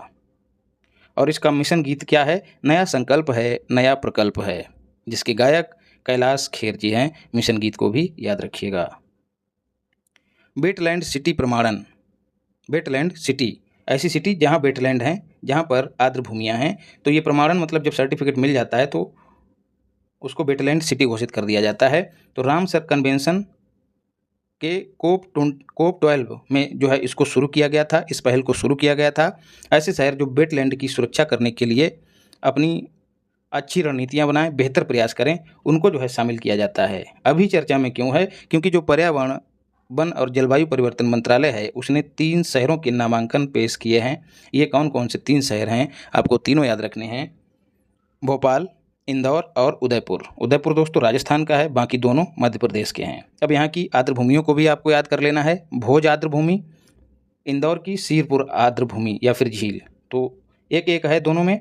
उदयपुर में दोस्तों 5 हैं, इन 5 के नाम आपको याद रखने हैं। एक तो है पिछौला आर्द्र भूमि, दूसरी है फतेह सागर, तीसरी है रंग सागर, चौथी है स्वरूप सागर और दूध तलाई। आर्द्र भूमि आप सभी जानते हैं। आर्द्र भूमि दलदली स्थल होते हैं जो जैव विविधता की दृष्टि से महत्वपूर्ण होते हैं। तेंदुआ की गणना दोस्तों, इस पर रिपोर्ट जारी हुई है फरवरी 2024 में। किसने जारी की है तो पर्यावरण वन और जलवायु परिवर्तन मंत्रालय ने जारी की है। 2022 में कहा गया है कि तेंदुओं की संख्या 13,874 है। पिछले वर्षों की तुलना में इसमें लगभग 8% यानी कि 7.95% की वृद्धि हुई है। याद रखने के लिए आप पूरा याद रखिएगा 8%। मैक्सिमम संख्या जो है दोस्तों मध्य भारत और पूर्वी घाट में बताई गई है। तेंदुओं की गिरावट जो है दोस्तों वो गंगा के मैदान में दर्ज की गई है। मैक्सिमम संख्या दोस्तों राज्यों की बात करें तो MP में सर्वाधिक है, दूसरा स्थान महाराष्ट्र का है, तीसरा स्थान कर्नाटक का है। UP में कुल 371 तेंदुए हैं, बिहार में 86 हैं और बिहार में दोस्तों इस गणना में गिरावट भी दर्ज की गई है, तो बिहार वाले इसको विशेष रूप से याद रखें। मराठाओं के किले दोस्तों क्यों चर्चा में हैं, इनके 12 किलों को यूनेस्को की विश्व विरासत सूची के लिए नामांकित किया गया है। हैं तो दोस्तों 300 से ज़्यादा, 390 से अधिक हैं, उनमें से 12 को जो है इसमें शामिल किया गया है, नामांकित किया गया है। ये कहाँ से हैं, महाराष्ट्र से हैं। किलों का नेटवर्क जो है दोस्तों मराठा सैन्य परिदृश्य के नाम से जाना जाता है, ये भी याद रखिएगा। Boeing India engineering and technology centre, Boeing आप सब जानते हैं जहाज बनाने वाली, हवाई जहाज बनाने वाली USA की कंपनी है। अभी चर्चा में क्यों है, क्योंकि मोदी जी ने इसके एक सेंटर का उद्घाटन कर्नाटक के बेंगलुरु में किया है। और हवाई जहाज़। और दोस्तों बेंगलुरु के तुमकुर, पिछली बार ये क्वेश्चन पूछा गया है, तुमकुर, वहाँ पर हिंदुस्तान एरोनॉटिक्स लिमिटेड की सबसे बड़ी इकाई का उद्घाटन भी मोदी जी ने किया था, जो एशिया की सबसे बड़ी हेलीकॉप्टर निर्माण कंपनी है, निर्माण इकाई है। तो हवाई जहाज़ निर्माण और प्रशिक्षण जो है यहाँ पर दिया जाएगा। और यहीं पर मोदी जी ने बोइंग सुकन्या कार्यक्रम की शुरुआत की। इस कार्यक्रम के तहत महिलाओं को एरोनॉटिक्स क्षेत्र में आगे बढ़ने के लिए, अपना करियर बनाने के लिए प्रोत्साहित किया जाएगा, उन्हें छात्रवृत्ति दी जाएगी और अन्य सुविधाएं भी प्रदान की जाएंगी। फिर दोस्तों सेला सुरंग की बात करें। सेला सुरंग जो है इंडिया की सर्वोच्च सुरंग है। इस सर्वोच्च सुरंग के रूप में मान्यता दी गई है by international book of honour, जो कि इंग्लैंड की है, अरुणाचल प्रदेश में स्थित है। निर्माण इसका बॉर्डर रोड ऑर्गेनाइजेशन यानी कि BRO ने किया है और उद्घाटन जो है मोदी जी ने मार्च 2024 में किया था। इनसैट 3DS जो है दोस्तों मौसम निगरानी उपग्रह है, इसरो का है। GSLV F-14 से इसको सफलतापूर्वक प्रक्षेपित किया गया। मौसम निगरानी के साथ साथ पानी, भूमि इत्यादि की भी निगरानी करेगा। फारसी भाषा दोस्तों क्यों चर्चा में है? क्योंकि इसको 7वीं शास्त्रीय भाषा के रूप में शामिल किए जाने की घोषणा की गई है और नई शिक्षा नीति 2020 के तहत ये घोषणा की गई है। हमारी कुल शास्त्रीय भाषाएं पहले से 6 हैं। उन 6 में कौन कौन है पहले देख लेते हैं। शास्त्रीय भाषा क्या है? तो लगभग 1500 से 2000 वर्ष पुरानी होनी चाहिए भाषा और हमारे साहित्य में उसका इस्तेमाल होता रहा हो। और इनमें पहली भाषा कौन है? तो तमिल। 2004 में इसको पहली शास्त्रीय भाषा घोषित किया गया, तो पहले ही आपको कतई याद रख लेनी है। फिर तेलुगु, कन्नड़ और मलयालम, तो ये 4 जो हैं ये एकदम दक्षिण भारत की हैं, ऐसे याद रखना है। और संस्कृत 2008 में शामिल हुई है, इसको भी याद रखना है। और उड़िया जो है वो नवीनतम शास्त्रीय भाषा, जो कि 2014 में इसको शास्त्रीय भाषा का दर्जा दिया गया। न्यू एजुकेशन पॉलिसी में जो है दोस्तों 2020 में आई है। फारसी, पाली और प्राकृत 3 भाषाओं को शास्त्रीय भाषाओं के रूप में शामिल करने का प्रस्ताव रखा गया था। उनमें से एक फारसी अभी उठा ली गई है। इसकी घोषणा जो है एस जयशंकर ने तेहरान, जो कि ईरान की राजधानी है, वहाँ पर की। और ईरान की ही भाषा है फारसी, ये भी याद रखिएगा। अब देख लेते हैं लोकसभा चुनाव। यहाँ से भी क्वेश्चन बनने की प्रबल संभावना है। 18वीं लोकसभा है ये। मोदी जी ने शपथ ग्रहण की कब, किस तारीख को? तो 9 जून को। 4 जून को नतीजे आए थे। नेहरू के बाद मोदी जी दूसरे ऐसे व्यक्ति हैं जो तीसरी बार PM बने हैं, याद रखिएगा। बीजेपी को 240 सीटें मिली हैं और NDA को 293। आप सबको पता है बीजेपी का ही अलायंस है NDA, तो अपने आप तो बहुमत में नहीं आ सकी, लेकिन इसका जो गठबंधन, जो अलायंस है, उसने बहुमत प्राप्त कर लिया है। कांग्रेस को 99 सीटें प्राप्त हुई हैं। शपथ किसके द्वारा दिलाई गई मोदी जी को? तो मुर्मू जी के द्वारा। मोदी जी जो हैं वो 20वें PM के रूप में निर्वाचित हुए हैं। आमंत्रित पड़ोसी देश दोस्तों देख लेते हैं। शेख हसीना, जो कि बांग्लादेश की हैं प्रधानमंत्री PM। Ranil Wickremesinghe, R Vikram S का मतलब रानिल विक्रमसिंघे, जो कि श्रीलंका के प्रेसिडेंट हैं। शेरिंग टोबेगे, ये भूटान के PM हैं। और प्रविंद जगन्नाथ जो हैं वो मॉरिशस के PM हैं। पुष्प कमल दहल नेपाल के PM हैं। और मोहम्मद मोइजू मालदीव के राष्ट्रपति। RPT का मतलब राष्ट्रपति है। तो ये लोग एज ए गेस्ट आमंत्रित थे। मंत्रिमंडल में कुल 71 मंत्री हैं। मोदी जी को भी शामिल कर लिया जाए तो ये संख्या 72 हो जाएगी। 7 महिला मंत्री हैं। अब मंत्रियों को देख लेते हैं कि कौन किस मंत्रालय का है। तो रक्षा मंत्री राजनाथ सिंह पहले की भांति, गृह मंत्री और सहकारिता मंत्री अमित शाह। शॉर्ट फॉर्म पे विशेष ध्यान दीजिएगा। सड़क परिवहन दोस्तों नितिन गडकरी NG। स्वास्थ्य और रसायन उर्वरक मंत्री JP नड्डा। कृषि और किसान कल्याण मंत्री मम्मा को बनाया गया, मतलब शिवराज सिंह चौहान को। और विदेश मंत्री पहले वाले ही हैं S जयशंकर। वित्त मंत्री ताई जी हैं, मतलब निर्मला सीतारमण। वाणिज्य और उद्योग मंत्री पीयूष गोयल। पंचायती राज मंत्री राजीव रंजन उर्फ लल्लन सिंह। बंदरगाह और जहाज रानी मंत्री सर्बानंद सोनेवाल, जो जहाज पर लेटकर समंदर की सैर करते हैं और लेते हैं सर्व आनंद, तो उनका नाम है सर्बानंद सोनेवाल। सोते हुए सर्बानंद लेते हैं। नागरिक उड्डयन मंत्री राम मोहन नायडू, इससे पहले ज्योतिरादित्य सिंधिया थे। आदिवासी मामले का मंत्री किसे बनाया गया है? जुएल उराव। इनका नाम ही देखिए, आप जब देखेंगे इसको तो लगेगा कि कोई आदिवासी नाम ही है। कपड़ा मंत्री गिरिराज सिंह। गिरिराज मतलब भगवान कृष्ण की बात हो रही है और कृष्ण जो हैं पीताम्बर वस्त्र धारण किया करते थे, तो वस्त्र का संबंध किससे है? गिरिराज से। पहले स्मृति ईरानी थी। रेल, इलेक्ट्रॉनिक्स और सूचना प्रसारण मंत्रालय जो हैं दोनों अश्विनी वैष्णव के पास गए हैं। दूरसंचार और पूर्वोत्तर विकास का मंत्री जो है ज्योतिरादित्य सिंधिया को बनाया गया है। और पर्यावरण, जलवायु परिवर्तन मंत्रालय जो है भूपेंद्र सिंह को दिया गया है। मंत्रालयों पे दोस्तों एक वीडियो मैंने आपको पहले ही दी थी। पर्यटन और संस्कृति मंत्री जो है गजेंद्र शेखावत को बनाया गया है। जल शक्ति मंत्री जो है CR पाटिल को बनाया गया है, दोनों बदल गए हैं। महिला और बाल विकास मंत्री जो है अन्नपूर्णा देवी। महिलाओं और जो बच्चे हैं उनको अन्न कौन उपलब्ध कराती है? अन्नपूर्णा देवी। अन्न की देवी महिलाओं और बच्चों के लिए कौन है? अन्नपूर्णा। कानून मंत्री अर्जुन मेघवाल। श्रम और रोजगार मंत्री मनसुख मांडविया। आदमी जो है रोजगार पाके जो है उसका मन जो है सुख हो जाता है और डोलने लगता है। मंडोला मतलब मांडविया, ऐसे याद रखिएगा। पेट्रोलियम और प्राकृतिक गैस मंत्री जो हैं वो हरदीप सिंह पुरी बनाए गए हैं। पुरी मतलब पूड़ी की बात हो रही है, और पूड़ी जो है किस में सिकती है? तेल में सिकती है। और तेल को किससे गर्म किया जाता है? प्राकृतिक गैस और पेट्रोलियम से, ऐसे याद रखिएगा। लोकसभा चुनाव 19 अप्रैल से 1 जून के बीच हुए। कुल कितने चरणों में हुए? 7 चरणों में। परिणाम कब आया? 4 जून को। यूपी में बीजेपी को कुल 33 सीटें ही प्राप्त हुई हैं। मुकेश दलाल जो हैं निर्विरोध चुने गए, जो कि सूरत से हैं। पुष्पेंद्र सरोज जो हैं वो सबसे युवा सांसद हैं। कहाँ से? कौशाम्बी से हैं। किस पार्टी से हैं? तो SP बोले तो सपा से हैं। और शंकर लाल वाणी इंदौर से मैक्सिमम वोटों से जीते हैं। किस पार्टी के हैं? BJP के हैं।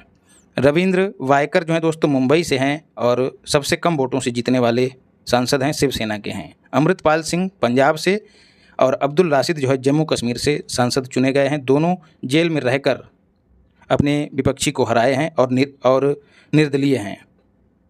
RG की बात करें तो राहुल गांधी की बात हो रही है। रायबरेली और वायनाड दोनों से जीते हैं। बाद में वायनाड से इन्होंने त्यागपत्र दे दिया। वायनाड केरल में है। लोकसभा का गठन जो है 24 जून को किया गया, ये डेट भी याद रखिएगा।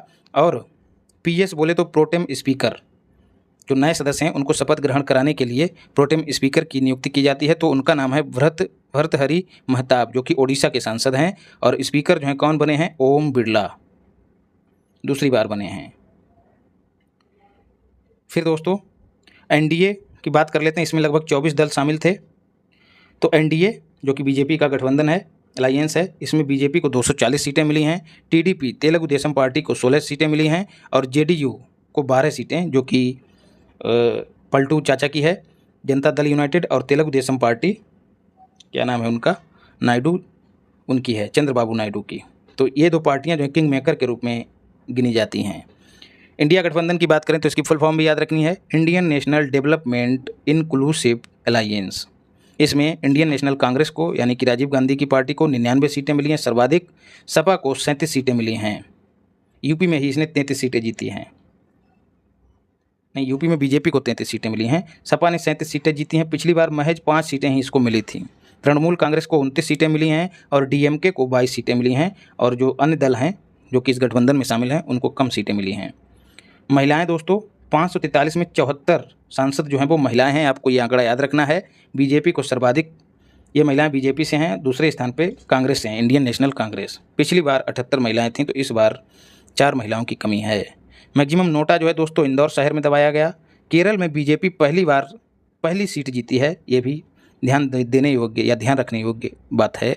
तमिलनाडु, मिजोरम, मेघालय, मणिपुर और नागालैंड और सिक्किम, यहाँ पर NDA ने एक भी सीट नहीं जीती है। अरुणाचल प्रदेश, ओडिशा, सिक्किम और अरुणाचल प्रदेश में लोकसभा के साथ साथ विधानसभा चुनाव भी हुए। ये आंकड़ा भी, ये फैक्ट भी आपको याद रखना है। सिक्किम में कुल 32 सीटें हैं। वहाँ पर क्रांतिकारी मोर्चा से CM बने हैं कौन? PS तवांग, प्रेम सिंह तवांग। 60 सीटें ओडिशा में हैं। वहाँ पर BJP की सरकार बनी है, लगभग 24 साल बाद बनी है। तो यहाँ पर जो CM बने हैं वो मोहन चरण मांझी। आपको CM का नाम याद रखना है, आपको विधानसभा सीटों की संख्या याद रखनी है और पार्टी का नाम भी याद रखना है। अरुणाचल प्रदेश में दोस्तों कुल 147 सीटें हैं।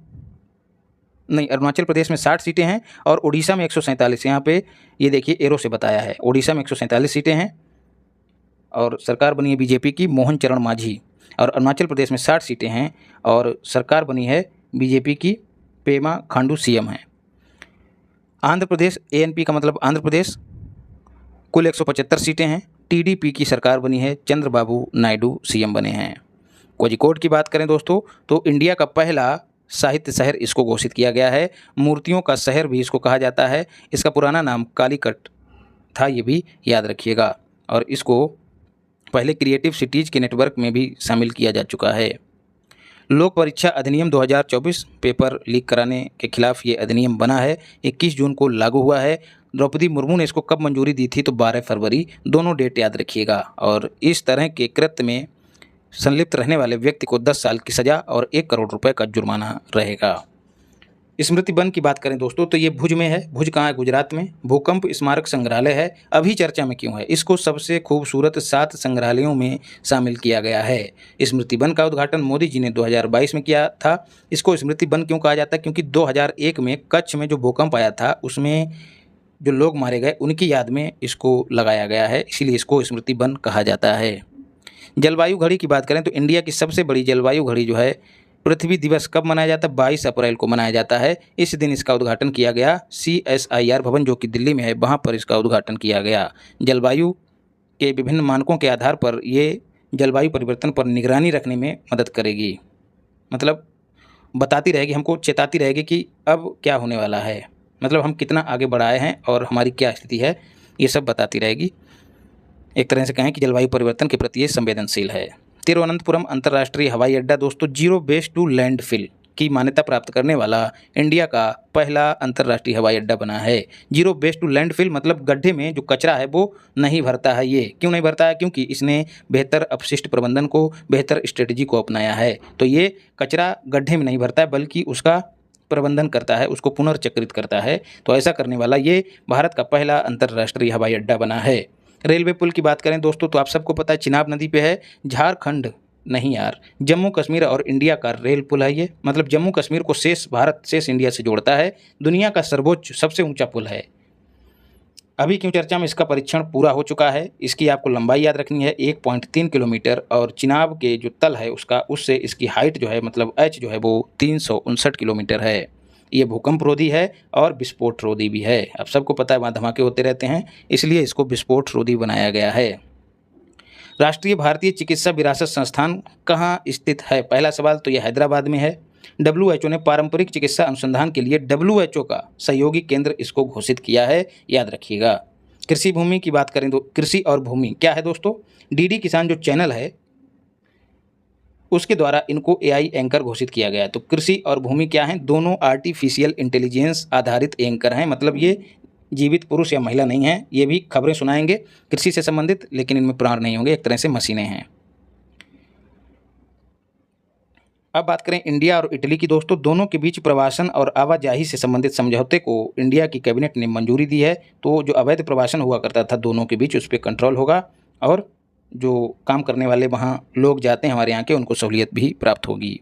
नागी और नकटी जो हैं दोस्तों नए रामसर स्थल घोषित किए गए हैं। बिहार के दोनों पक्षी अभयारण्य हैं। नागी 81वां रामसर साइट घोषित हुआ है और नकटी 82वां रामसर साइट घोषित हुआ है। तो बात करें भारत में कुल रामसर साइट की तो कितने हो गए हैं? 82।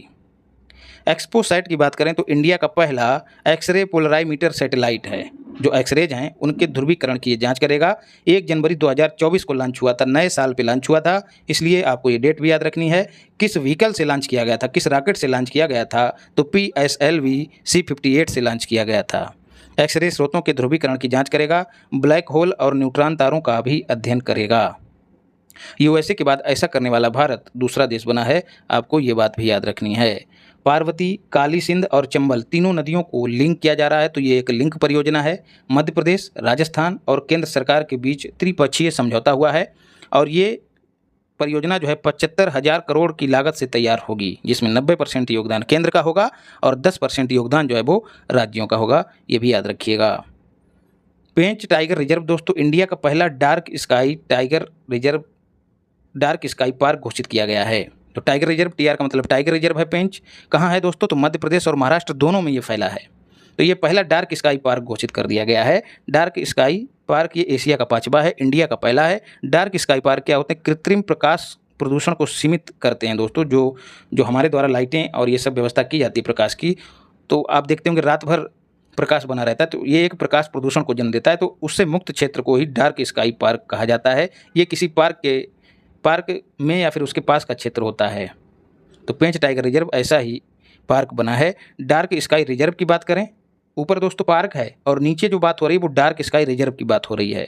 तो हानले बना है, इसको हम पहले भी पढ़ चुके हैं, जो कि लद्दाख में है।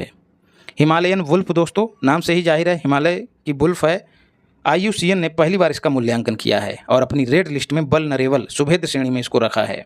आल्सो कॉल्ड तिब्बती भेड़िया। ये लद्दाख और लाहौल स्पीति क्षेत्र में निवास करता है, रहता है, विचरण करता है। तालावीरा TPP का मतलब है थर्मल पावर प्लांट।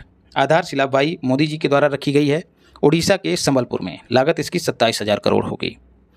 अटपाडी संरक्षण रिजर्व जो है महाराष्ट्र ने इसकी स्थापना की घोषणा की है। सांगली जिले के अटपाडी क्षेत्र में इसको स्थापित किया जाएगा। स्टैचू ऑफ सोशल जस्टिस की बात करें तो आंध्र प्रदेश के CM जगन मोहन रेड्डी ने इसका उद्घाटन किया है। स्वाभाविक सी बात है, उद्घाटन कहाँ होगा आंध्र प्रदेश में ही हुआ होगा। तो आंध्र प्रदेश के विजयवाड़ा में इसका उद्घाटन स्वराज मैदान में किया गया। अम्बेडकर की 206 फीट ऊंची ये प्रतिमा है। निर्माण इसका राम बी सुतार ने किया है, जिन्होंने स्टैचू ऑफ यूनिटी का भी निर्माण किया है, जो कि गुजरात में है। वल्लभ भाई पटेल की प्रतिमा है। त्रिशूर की बात करें दोस्तों तो केरल का शहर है। इंडिया का पहला ग्राफीन केंद्र यहाँ पर बनाने की घोषणा की गई है। और ये घोषणा किसके द्वारा की गई है? इलेक्ट्रॉनिक्स और सूचना प्रौद्योगिकी मंत्रालय के द्वारा की गई है। कार्बन का अपर रूप होता है ग्राफीन और ये विद्युत का सुचालक होता है। ये विभिन्न क्षेत्रों, औद्योगिक क्षेत्रों में इस्तेमाल किया जाता है। नैनो टेक्नोलॉजी में भी इसका इस्तेमाल होता है और जो भी इलेक्ट्रॉनिक्स गैजेट हैं उनको बनाने में भी इसका इस्तेमाल होता है और अन्य औद्योगिक क्षेत्रों में भी इसका इस्तेमाल होता है। तो इस तरह से हमने घटनासार से पूरा राष्ट्रीय घटनाक्रम कंप्लीट कर लिया है। यदि आप लोगों का सहयोग और समर्थन मिला तो आगे हम लोग अंतर्राष्ट्रीय घटनाक्रम भी करेंगे। तो ज़्यादा से ज़्यादा लोगों तक वीडियो को शेयर कीजिए, लाइक कीजिए और चैनल को सब्सक्राइब कीजिए। बाकी माता पिता की सेवा कीजिए, महिलाओं का सम्मान कीजिए। मिलते हैं अगली क्लास में। धन्यवाद। नमस्कार, नमस्ते, राधे राधे साथियों। टारगेट विद पार्थ में आप सबका स्वागत और अभिनंदन है।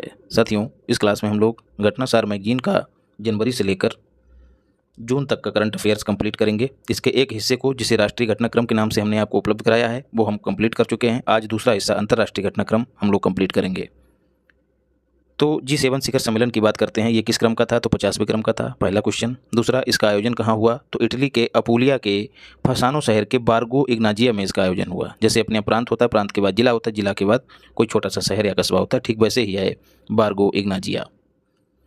इंडिया सहित 12 देशों और संगठनों ने भाग लिया। दोस्तों, G7 इसमें 7 देश शामिल हैं, 7 देशों का ग्रुप है। उनके अतिरिक्त जब अन्य देश भी शामिल होते हैं, जैसे ये 12 देश शामिल हुए हैं और संगठन शामिल हुए हैं, तो ये जो सत्र आयोजित होता है इसे कहा जाता है आउटरीच सत्र। तो आउटरीच सत्र का संबंध किससे है? G7 से। दोस्तों, इस सम्मेलन में partnership for global infrastructure and investment, वैश्विक स्तर पर इंफ्रास्ट्रक्चर और इन्वेस्टमेंट को बढ़ावा देने के लिए पार्टनरशिप, साझेदारी बढ़ाने की बात कही गई। ये दोस्तों इंफ्रास्ट्रक्चर और इन्वेस्टमेंट कहाँ बढ़ाया जाएगा? विकासशील देशों में। दोस्तों, 2027 तक यहाँ $6,000 बिलियन राशि का आवंटन इन देशों के लिए होगा, विकासशील देशों के लिए। काहे के लिए? इंफ्रास्ट्रक्चर पर काम करने के लिए और उन देशों में इन्वेस्टमेंट करने के लिए। भारत, मध्य पूर्व, यूरोप आर्थिक गलियारे को प्रोत्साहन दिया जाएगा। आप पहले भी पढ़ चुके हैं। भारत को जो है मध्य पूर्व, मिडिल ईस्ट, वो जो जॉर्डन, इजराइल और ये इसके आसपास का जो क्षेत्र है उसी को मिडिल ईस्ट कहा जाता है। वहाँ से होते हुए यूरोप तक जो है एक तरह का गलियारा बनाया जाएगा जो व्यापार वाणिज्य को बढ़ावा देगा। इसके अतिरिक्त दोस्तों लोबिटो कॉरिडोर का संबंध किस देश से है? तो अफ्रीका से है। ये दोस्तों बंदरगाह शहर है। अब आपको ये याद नहीं करना है कि कॉरिडोर कहाँ से कहाँ तक, बस इतना याद रखिए कि अफ्रीका में है कॉरिडोर लोबिटो एक बंदरगाह शहर है, ये भी याद रखिएगा। लुजोन की बात करें दोस्तों, लुजोन कॉरिडोर आप सब जानते हैं। लुजोन कहाँ है? लुजोन फिलीपींस में है। तो ये कॉरिडोर फिलीपींस में बनाया जाएगा। और इस सम्मेलन में दोस्तों यूक्रेन को $50 बिलियन का ऋण प्रदान करने को लेकर मंजूरी बनी, ये भी याद रखिएगा। ग्रेट ग्रीन वॉल इनिशिएटिव को बढ़ावा देने की बात कही गई। ग्रेट ग्रीन वॉल कहाँ है दोस्तों? इनिशिएटिव कहाँ चलाई जा रही है? अफ्रीका में चलाई जा रही है। दोस्तों, अफ्रीका में वह क्षेत्र जो सहारा आप सब जानते हैं मरुस्थल है, शेष अफ्रीका से अलग करता है। तो ये जो एक बाल है, ये हरी भरी दीवार बनाई जाएगी जो इधर के क्षेत्रों के मरुस्थलीकरण को रोकने का काम करेगी। तो ये दोस्तों बाल जो है लगभग 8,000 किलोमीटर लंबी है और अफ्रीका के 11 देशों को कवर करती है, ये भी याद रखिएगा। तो इसको जो है बढ़ावा देने की बात कही गई, इसमें निवेश करने की बात कही गई। इंडिया की तरफ से दोस्तों मोदी जी ने भाग लिया, ये भी याद रखिएगा। मेंबर्स इसके आपको याद रख लेने हैं। कनाडा और USA दोनों भैया हैं, ऊपर नीचे हैं। फिर फ्रांस हो गया, जापान, जर्मनी, तो कुल 5 यहाँ पर हो गए। 2 और बढ़ा लीजिएगा, एक हो गया UK और एक हो गया इटली। तो कुल 7 देश अपने नाम के अनुरूप इसके सदस्य हैं। भूटान यात्रा की बात करें दोस्तों तो मार्च 2024 में भूटान के जो प्रधानमंत्री हैं शेरिंग टोब्गे, इन्होंने दोस्तों भारत की यात्रा करी, नहीं मोदी जी ने वहाँ की यात्रा करी। तो वहाँ के जो PM हैं वो शेरिंग टोब्गे हैं और जो नरेश हैं वो जिग्मे खेसर बांगचुक हैं। शॉर्ट फॉर्म में लिख दिया है, स्पेस कम था इस वजह से। तो आप ये दोनों नाम याद रखिएगा। और मोदी जी ने वहाँ पर परियोजनाओं के लिए अगले 5 साल में 10,000 करोड़ रुपए वित्तीय सहायता प्रदान करने की घोषणा की। इसके साथ ही दोनों देशों के बीच अंतरिक्ष समझौता हुआ अंतरिक्ष क्षेत्र में काम करने के लिए। और आर्डर ऑफ ग्याल्पो जो वहाँ का सर्वोच्च नागरिक पुरस्कार है वो मोदी जी को प्रदान किया गया। और इसके साथ ही मोदी जी ने थिम्पू में चिल्ड्रेन अस्पताल का उद्घाटन किया। तो ये कुछ फैक्ट हैं जो मोदी जी ने भूटान यात्रा के दौरान समझौते किए उनसे संबंधित हैं, सबके सब याद रखने हैं। अब पढ़ते हैं सिपरी रिपोर्ट को। सिपरी दोस्तों इसकी फुल फॉर्म याद रखिएगा, Stockholm International Peace Research Institute. ये रिपोर्ट 2024 जून में आई, 55वें क्रम की है। आप इसको छोड़ भी सकते हैं, 55वें को छोड़ सकते हैं। पिछले 5 साल में 9 देश जो परमाणु हथियारों से संपन्न हैं, न्यूक्लियर वेपन कंट्रीज हैं, उनके द्वारा हथियारों में जो निवेश किया गया उसमें 33% का इजाफा हुआ, 33% की वृद्धि हुई, याद रखिएगा। सर्वाधिक वृद्धि जो है यूएसए ने की, ये भी याद रखिएगा। वैश्विक वृद्धि का अकेले 80% यूएसए में हुई, याद रखिएगा। दूसरा स्थान चाइना का है, तीसरा रसिया का है। परमाणु हथियारों की संख्या की बात करें तो सबसे ज़्यादा रूस के पास हैं, दूसरे स्थान पर यूएसए है, तीसरे स्थान पर चाइना है। इंडिया के पास कुल 172 हथियार हैं, परमाणु हथियार, और पाकिस्तान के पास 170, दोनों याद रखिएगा। ये 9 परमाणु संपन्न देश कौन कौन से हैं? तो एक तो इंडिया और पाकिस्तान दोनों भैया भैया हो गए, यूएसए, रसिया, यूके, फ्रांस, चाइना, इजराइल और नॉर्थ कोरिया। हालांकि इसके पास संख्या बहुत कम है, लेकिन ये भी परमाणु हथियार संपन्न देशों की सूची में रखा जाता है। सिपरी की एक और रिपोर्ट दोस्तों मार्च में जारी हुई थी। उसमें कहा था कि 2019 से 23 के बीच सबसे बड़ा आयातक इंडिया है, दूसरे स्थान पर सऊदी अरब है, तीसरे स्थान पर कतर है। ये फैक्ट आपको याद रखना है।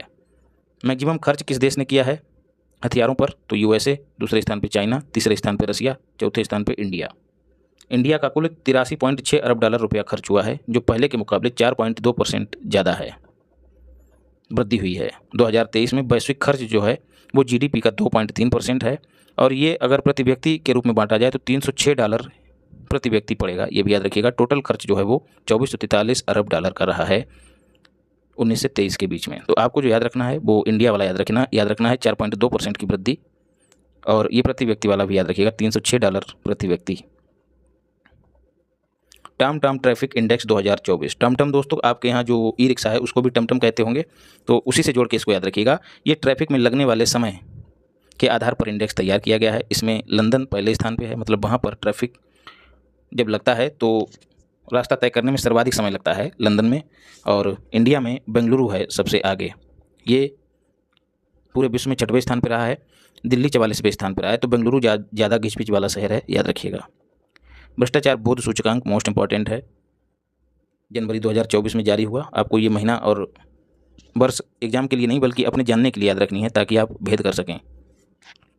जारी कौन करता है ये याद रखना है। टीआई का मतलब है ट्रांसपेरेंसी इंटरनेशनल, इसका हेडक्वार्टर जो है वो बर्लिन में है, तो ये इसको जारी करता है। डेनमार्क पहले स्थान पे है, फिनलैंड दूसरे स्थान पे है।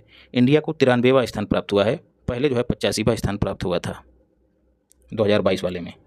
तो इसका मतलब क्या हुआ, इंडिया की स्थिति और ज़्यादा गंभीर हुई है, भ्रष्टाचार इंडिया में बढ़ा है, क्योंकि पहले की तुलना में 85, 5 और 3, 8 पायदान नीचे गया है।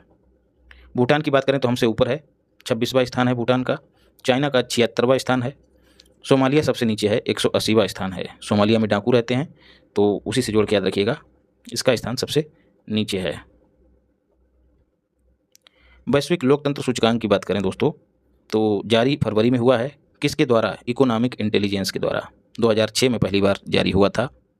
सबसे ऊपर है टॉप पर नॉर्वे, दूसरा स्थान न्यूजीलैंड का है। इंडिया को 167 में से 41वां स्थान प्राप्त हुआ है, पिछली बार जो है वो 46वां स्थान प्राप्त हुआ था, तो इसमें सुधार हुआ है।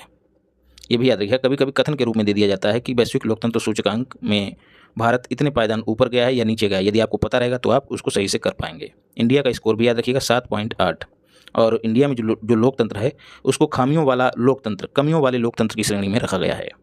नॉर्थ कोरिया सबसे नीचे 167वां स्थान प्राप्त हुआ है, और कहा है कि महज 8% आबादी पूरी दुनिया में ऐसी है जो पूर्ण लोकतंत्र वाले क्षेत्रों में निवास करती है, याद रखिएगा। विश्व प्रेस स्वतंत्रता सूचकांक की बात करें तो जारी कौन करता है? Reporters without borders most important है, RWB। इसमें नॉर्वे पहले स्थान पे है, डेनमार्क दूसरे स्थान पे है। तो चाहे लोकतंत्र सूचकांक की बात करें चाहे प्रेस स्वतंत्रता की बात करें, दोनों एक दूसरे से जुड़े हुए हैं। दोनों में नॉर्वे पहले स्थान पे है। इंडिया को 159वां स्थान प्राप्त हुआ है, पहले इसको 161वां स्थान प्राप्त हुआ था, तो इसमें भी इंडिया ने सुधार किया है। स्कोर 31.28, और अति गंभीर प्रेस स्वतंत्रता वाली श्रेणी में रखा गया है। इरिट्रिया सबसे नीचे है, जिसको 180वां स्थान प्राप्त हुआ है। कुछ याद रहे या ना रहे, आपको जारी करता याद रखना है, पहला स्थान याद रखना है और इंडिया का याद रखना है। और सब याद रख लें तो अच्छी बात है, लेकिन इतना जरूर याद रखना है। वर्ल्ड हैप्पीनेस इंडेक्स मार्च में जारी हुआ, किसके द्वारा? UNSDSN, United nation sustainable development solution network. इसमें फिनलैंड पहले स्थान पे है, इंडिया को 126वां स्थान प्राप्त हुआ है। 2022 में 136वां स्थान प्राप्त हुआ था, तो पहले से सुधार हुआ है। अफगानिस्तान 143वां, मतलब ये सबसे नीचे है। यात्रा पर्यटन विकास सूचकांक, यात्रा पर्यटन के मामले में किसने ज़्यादा अच्छा काम किया, उस आधार पर इंडेक्स तैयार किया गया। मई में जारी हुआ है। कौन जारी किया है? याद रखना, वर्ल्ड इकोनॉमिक फोरम। स्पेन पहले स्थान पे है, इंडिया को 39वां स्थान प्राप्त हुआ है। लाई चिंगते दोस्तों, नाम से जाहिर है या तो ये चाइना से संबंधित हैं या जापान से, लेकिन दोस्तों ये ताइवान के, TWN का मतलब ताइवान है, वहाँ के नए राष्ट्रपति निर्वाचित हुए हैं। RPT का मतलब है राष्ट्रपति। ये केवल लिखने के लिए, मैं सहूलियत के लिए आपको शॉर्ट फॉर्म दे देता हूँ, ये कोई ऑथेंटिक नहीं है, बस सहूलियत रहे। करंट अफेयर है, पढ़ लेंगे, एग्जाम में आ जाएगा, बस छोड़ देना है, फेंक देना है इसको, अगली बार दूसरा याद करना है।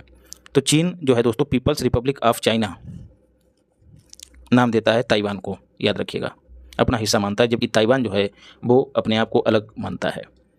Gender gap index most important है, ये वर्ल्ड इकोनॉमिक फोरम जारी करता है। जून में जारी हुआ है। इंडिया को 129वां स्थान प्राप्त हुआ है, पिछले वर्ष 127वां था। आइसलैंड पहले स्थान पे हमेशा की तरह, और सूडान जो है सबसे नीचे गया है।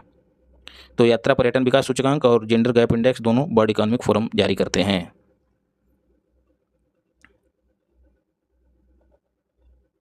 और दोस्तों महिला जो जेंडर गैप इंडेक्स है दोस्तों, उसमें कहा गया कि महिलाएं जो है राजनीतिक सशक्तिकरण के रूप में महिलाओं का 65वां स्थान है। और ये जो है जारी किया जाता है 4 आधारों पे: आर्थिक भागीदारी, शिक्षा, स्वास्थ्य और राजनीतिक सशक्तिकरण। इन चारों क्षेत्रों में महिलाओं के साथ कितना भेदभाव होता है, इस आधार पर जारी किया जाता है, याद रखिएगा। मानव विकास सूचकांक मोस्ट इंपॉर्टेंट है, 2023-24 के लिए जारी किया गया। जारी करता आपको याद रखना UNDP, United Nation Development Programme. 13 March 2024 को जारी हुआ। शीर्षक आपको याद रखना है Breaking the Gridlock. Switzerland पहले स्थान पे है, नॉर्वे दूसरे स्थान पे है, इंडिया को 134वां स्थान प्राप्त हुआ है और इसका स्कोर 0.644 है। सोमालिया इसमें सबसे नीचे है, 193वां स्थान प्राप्त हुआ है और इंडिया को मध्यम मानव विकास वाला देश घोषित किया गया है। नेपाल और पाकिस्तान को छोड़कर सभी पड़ोसी हमसे ऊपर हैं। जीवन प्रत्याशा जो है दोस्तों उसमें वृद्धि देखी गई है, जो पहले 67.2 थी वो अब 67.7 हो गई, आपको ये भी याद रखना है। प्रति व्यक्ति आय अब 6542 से बढ़कर $6951 हो गई है, याद रखिएगा। तो पहले वाला आप छोड़ सकते हैं, लेकिन ये वाला जरूर याद रखना है, वर्तमान में कितनी हो गई है। इसके संकेतक कौन कौन से हैं? जीवन प्रत्याशा, राष्ट्रीय आय, स्कूली शिक्षा के अपेक्षित वर्ष और स्कूली शिक्षा के कुल वर्ष, औसत वर्ष, तो ये इसके संकेतक हैं। फिर है पर्यावरण प्रदूषण सूचकांक, इंपॉर्टेंट है, जारी कौन करता है? येल सेंटर ऑफ एनवायरनमेंट, जून में ही जारी हुआ है। इसमें एस्टोनिया को पहला स्थान, यूरोपीय देश है, लग्जमबर्ग दूसरे स्थान पे, जर्मनी तीसरे स्थान पे। इंडिया का चौथा स्थान है, तो 180 देशों में 176। पिछले वर्ष दोस्तों इंडिया को एकदम निचला स्थान 180वां स्थान प्राप्त हुआ था। देशों का मूल्यांकन 11 श्रेणियों में किया जाता है, बस ये संख्या याद रखिएगा, 11 श्रेणियाँ हम याद नहीं रख पाएंगे। वैश्विक शांति सूचकांक इंपॉर्टेंट है, इसको जारी कौन करता है? Institute for Economics and Peace, जून में जारी हुआ है। आइसलैंड पहले स्थान पे, आयरलैंड दूसरे स्थान पे। इंडिया को 163 देशों में 116वां स्थान प्राप्त हुआ है। यमन जो है सबसे नीचे, मतलब 163वां स्थान प्राप्त किया है। वैश्विक ऊर्जा संक्रमण सूचकांक 2024 जारी कौन करता है? World economic forum. देखो, ग्लोबल जेंडर गैप और पर्यटन विकास वाला सूचकांक और ये तीसरा वैश्विक ऊर्जा संक्रमण सूचकांक, तीनों वर्ल्ड इकोनॉमिक फोरम ने जारी किए हैं। तो वैश्विक ऊर्जा संक्रमण सूचकांक स्वीडन पहले स्थान पे है, मतलब जो वर्तमान में ऊर्जा इस्तेमाल करता है, ऊर्जा के जिस रूप को इस्तेमाल करता है उस रूप को छोड़ के नवीकरणीय ऊर्जा की ओर कौन सा देश तेजी से आगे बढ़ रहा है, उस आधार पर इंडेक्स तैयार हुआ है। इंडिया को 63वां स्थान प्राप्त हुआ है, पहले 67वां प्राप्त हुआ था, मतलब 4 पायदान ऊपर स्थिति हुई है, सुदृढ़ स्थिति जो है वो सुदृढ़ हुई है। कांगो सबसे नीचे है। यूरोपीय संघ की बात करें तो प्रकृति बहाली कानून, जो प्रकृति से संबंधित जैसे आर्द्र भूमियाँ हैं, तालाब हैं, जंगल हैं, इन सब की बहाली, इन सब का फिर से जो है पुनरुत्थान किया जाएगा। तो इस तरह का कानून जो है यूरोपीय संघ में मंजूर कर लिया गया है। 2030 तक कहा गया है कि 30% आवास जो हैं, जो प्राकृतिक आवास हैं, उनकी स्थिति को बेहतर बनाया जाएगा, याद रखिएगा। सस्टेनेबल डेवलपमेंट रिपोर्ट 2024 जून में जारी हुई है, UNSDSN ने जारी की है, 9वां संस्करण है। कहा गया है, इंपॉर्टेंट है दोस्तों, इसको निबंध में भी इस्तेमाल कर सकते हैं। 17 जो SDG हैं, कहा गया है कि इन 17 में कोई भी 2030 तक प्राप्त नहीं होता दिखाई दे रहा है, ऐसा इस रिपोर्ट में कहा गया है। मात्र 16% ही प्रगति इन लक्ष्यों में दिखाई दे रही है। ब्रिक्स और नार्डिक देश जो हैं अच्छा प्रदर्शन कर रहे हैं। नार्डिक देशों में कौन कौन आता है? आइसलैंड, नॉर्वे, स्वीडन, फिनलैंड और डेनमार्क। और इस इंडेक्स में फिनलैंड पहले स्थान पे, स्वीडन दूसरे स्थान पे, इंडिया को 109वां स्थान और सूडान सबसे नीचे है, याद रखिएगा।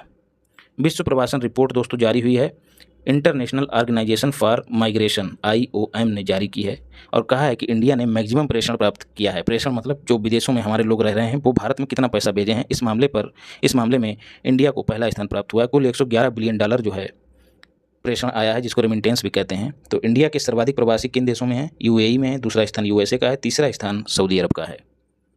मैक्सिमम प्रेषण प्राप्त करता देश, किन किन देशों को सर्वाधिक पैसा प्राप्त होता है? तो इंडिया पहले स्थान पे है, $111 बिलियन, दूसरा स्थान मैक्सिको का है और तीसरा स्थान चाइना का है।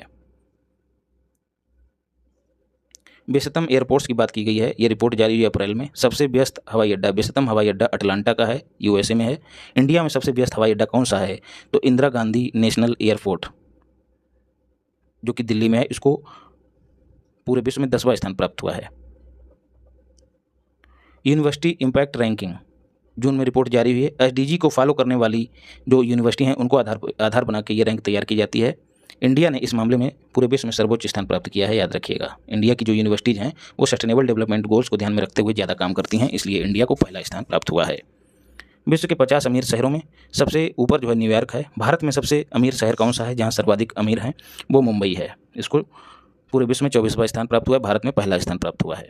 क्लाउडिया शीनबाम या फिर क्लाउडिया शीन कह लिया जाए, मेक्सिको की पहली महिला राष्ट्रपति बनी है। कार्यकाल कितना होता है वहाँ पर? 6 वर्ष। ये पर्यावरण इंजीनियर भी हैं, सामाजिक कार्यकर्ता भी रही हैं और भी कई जो उपलब्धियाँ हैं इनके नाम हैं। अल मखतूम अंतर्राष्ट्रीय हवाई अड्डा दुनिया का सबसे बड़ा हवाई अड्डा टर्मिनल जो है इस हवाई अड्डे पर बनेगा। कहाँ है? UAE में। टर्मिनल दोस्तों क्या होता है? हवाई अड्डा तो होता ही होता है, उसके और इर्द गिर्द का बड़ा क्षेत्र जहाँ पर जो हवाई अड्डे से संबंधित गतिविधियाँ हैं वो संपादित होती हैं। यूक्रेन शांति शिखर सम्मेलन इंपॉर्टेंट है दोस्तों, जून में आयोजित हुआ। कहाँ आयोजित हुआ? स्विट्जरलैंड के बुर्गेनस्टाक रिसॉर्ट में। रूस को नहीं बुलाया गया, याद रखिएगा। इंडिया की ओर से ना तो एस जयशंकर गए ना मोदी जी गए, वहाँ यहाँ के सचिव गए हैं। और इंडिया ने संयुक्त दस्तावेज जो जारी हुआ उस पर भी साइन नहीं किए हैं। क्रॉस का मतलब नहीं किए। युद्ध की समाप्ति और यूक्रेन की अखंडता और संप्रभुता को ध्यान में रखते हुए युद्ध की समाप्ति हो, इस मुद्दे पर सहमति बनाने का प्रयास किया गया। थाईलैंड की बात करें तो समलैंगिक विवाह को मंजूरी दे दी है और दक्षिण पूर्व एशिया में ऐसा करने वाला ये पहला देश बना है। एशिया की बात करें तो ये पूरी एशिया में ये तीसरा देश है। अन्य 2 देश कौन से? नेपाल और ताइवान। TWN का मतलब है ताइवान, NPL का मतलब है नेपाल। क्वाड के बाद दोस्तों एक और संगठन बना है, स्क्वाड। चाइना को घेरने के लिए बनाया गया नया संगठन है। इसमें कौन कौन शामिल है? जापान, ऑस्ट्रेलिया, USA और फिलीपींस। 3 तो क्वाड वाले ही शामिल हैं, फिलीपींस अलग है। क्वाड में दोस्तों 3 ये हो जाते हैं और 1 इंडिया हो जाता है। तो स्क्वाड का उद्देश्य क्या है? हिंद प्रशांत क्षेत्र में सामूहिक हितों को बढ़ावा देना, सुरक्षा को, व्यापार को और चीन के एकाधिकार को काउंटर करना। क्वाड में इंडिया, USA, ऑस्ट्रेलिया और जापान। मैक्सिमम पॉपुलेशन क्वाड में है। इंडिया की जो है मैक्सिमम पॉपुलेशन है दोस्तों, और इंडिया 5वीं बड़ी इकॉनमी है। ये 2 फैक्ट थे इंडिया से संबंधित जो आपको याद रखने हैं। इकोसॉक क्या है दोस्तों? इकोनॉमिक एंड सोशल काउंसिल किसकी है? यूनाइटेड नेशन की है। इसमें 54 मेंबर्स होते हैं, 3 साल के लिए निर्वाचित होते हैं। ये कुछ एडिशनल चीज़ें हैं जो आपको घटनासार में नहीं दी गई थी लेकिन आपको जाननी चाहिए। और इन देशों को निर्वाचित कौन करता है? तो UN महासभा, UN जनरल असेंबली। 17 सहायक निकायों में इंडिया को सफलता प्राप्त हुई है। तो जो इकोसॉक है इसमें और 17 छोटे बड़े निकाय हैं वो शामिल हैं। तो उनमें से कुछ इस प्रकार हैं। महिलाओं की स्थिति पर जो आयोग है उसमें भी इंडिया को प्रतिनिधित्व मिला है। यूनिसेफ में मिला है, UNDP में मिला है, बर्ड फूड प्रोग्राम WFP में मिला है और UN जनसंख्या कोष में मिला है। और जगजीत पवाड़िया जो हैं वो अंतर्राष्ट्रीय नारकोटिक्स कंट्रोल बोर्ड के लिए निर्वाचित हुए हैं 2025 से 30 के लिए, ये भी याद रखिएगा। TCS आप सब जानते हैं टाटा ग्रुप की कंपनी है, सॉफ्टवेयर और कंसल्टेंसी सर्विस है, उपलब्ध कराती है। पेरिस में दोस्तों ह्यूमन सेंट्रिक AI मतलब मानव को ध्यान में रखते हुए AI सेंटर स्थापित कर रही है, उसकी घोषणा की है। तो इससे क्या होगा? मशीनों में सहानुभूति पैदा करने के लिए ये सेंटर काम करेगा। ठीक है, तो ये AI ह्यूमन सेंट्रिक AI को बढ़ावा देगा सेंटर। यूरोपियन यूनियन ने दुनिया का पहला AI एक्ट उसको मंजूरी दी है, याद रखिएगा। इससे क्या होगा? जो AI का क्षेत्र है आर्टिफिशियल इंटेलिजेंस का क्षेत्र है। आर्टिफिशियल इंटेलिजेंस आप सब जानते हैं, जब मशीनें मनुष्य की तरह काम करने लग जाएं तो उसको आर्टिफिशियल इंटेलिजेंस कहते हैं। तो इस क्षेत्र में विश्वास और पारदर्शिता किस तरह से सुनिश्चित हो, इस पर जो है एक एक्ट बनाया गया है।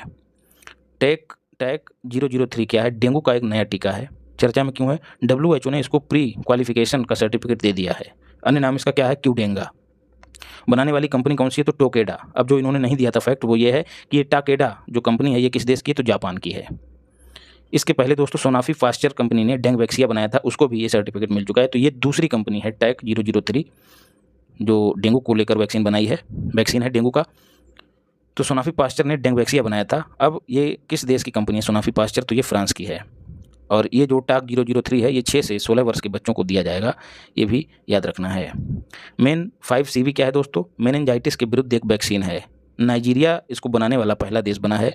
इस बीमारी में दोस्तों रीढ़ और उसके आसपास की जो झिल्ली होती है उसमें सूजन आती है, तो इससे गर्दन में जकड़न, पीठ में दर्द, मतली आना और ये बुखार का एहसास होना, ये सब समस्याएं हो जाती हैं। ये किस कारण से होता है? वायरस से भी हो सकता है, परजीवी से भी हो सकता है और बैक्टीरिया से भी हो सकता है। WHO ने 2030 तक इसे, क्रॉस का मतलब है समाप्त करने का लक्ष्य रखा है। मलेरिया को भी 2030 तक खत्म करने का लक्ष्य रखा है और टीबी को भी 2030 तक खत्म करने का लक्ष्य रखा है। बायोफार्मास्यूटिकल्स एलायंस नाम से जाहिर है एक गठबंधन है। India, USA, Japan, European union और साउथ कोरिया ने इसका गठन किया है। पहली बैठक इसकी USA के सैन डिएगो में आयोजित हुई बायो इंटरनेशनल कन्वेंशन 2024 के दौरान। तो यदि पूछ लिया जाए कि बायो इंटरनेशनल कन्वेंशन 2024 कहाँ आयोजित हुआ, तो अमेरिका के सैन डिएगो में। अब बात कर लेते हैं बायो फार्मास्यूटिकल। ये दोस्तों ऐसी दवाइयाँ हैं जो जीवित ऊतकों से बनती हैं, सूक्ष्म जीवों का इस्तेमाल करके बनती हैं, कोशिकाओं का इस्तेमाल करके बनती हैं। मतलब ये रसायनों से मुक्त होती हैं, इनमें किसी भी तरीके का केमिकल इस्तेमाल नहीं किया जाता है। कार्बो वार्डे दोस्तों एक देश है, अफ्रीका का द्वीपीय देश है। ये जो अफ्रीका बना है यहाँ पर पश्चिम में एक देश है जिसकी राजधानी है पराइया, कैपिटल है पराइया। अभी चर्चा में क्यों है? क्योंकि WHO ने इसको मलेरिया मुक्त किया है। तो ये अफ्रीका के मॉरीशस और अल्जीरिया के बाद मलेरिया मुक्त होने वाला तीसरा देश बन गया है। मालदीव दोस्तों 2015 में मलेरिया मुक्त हो चुका है।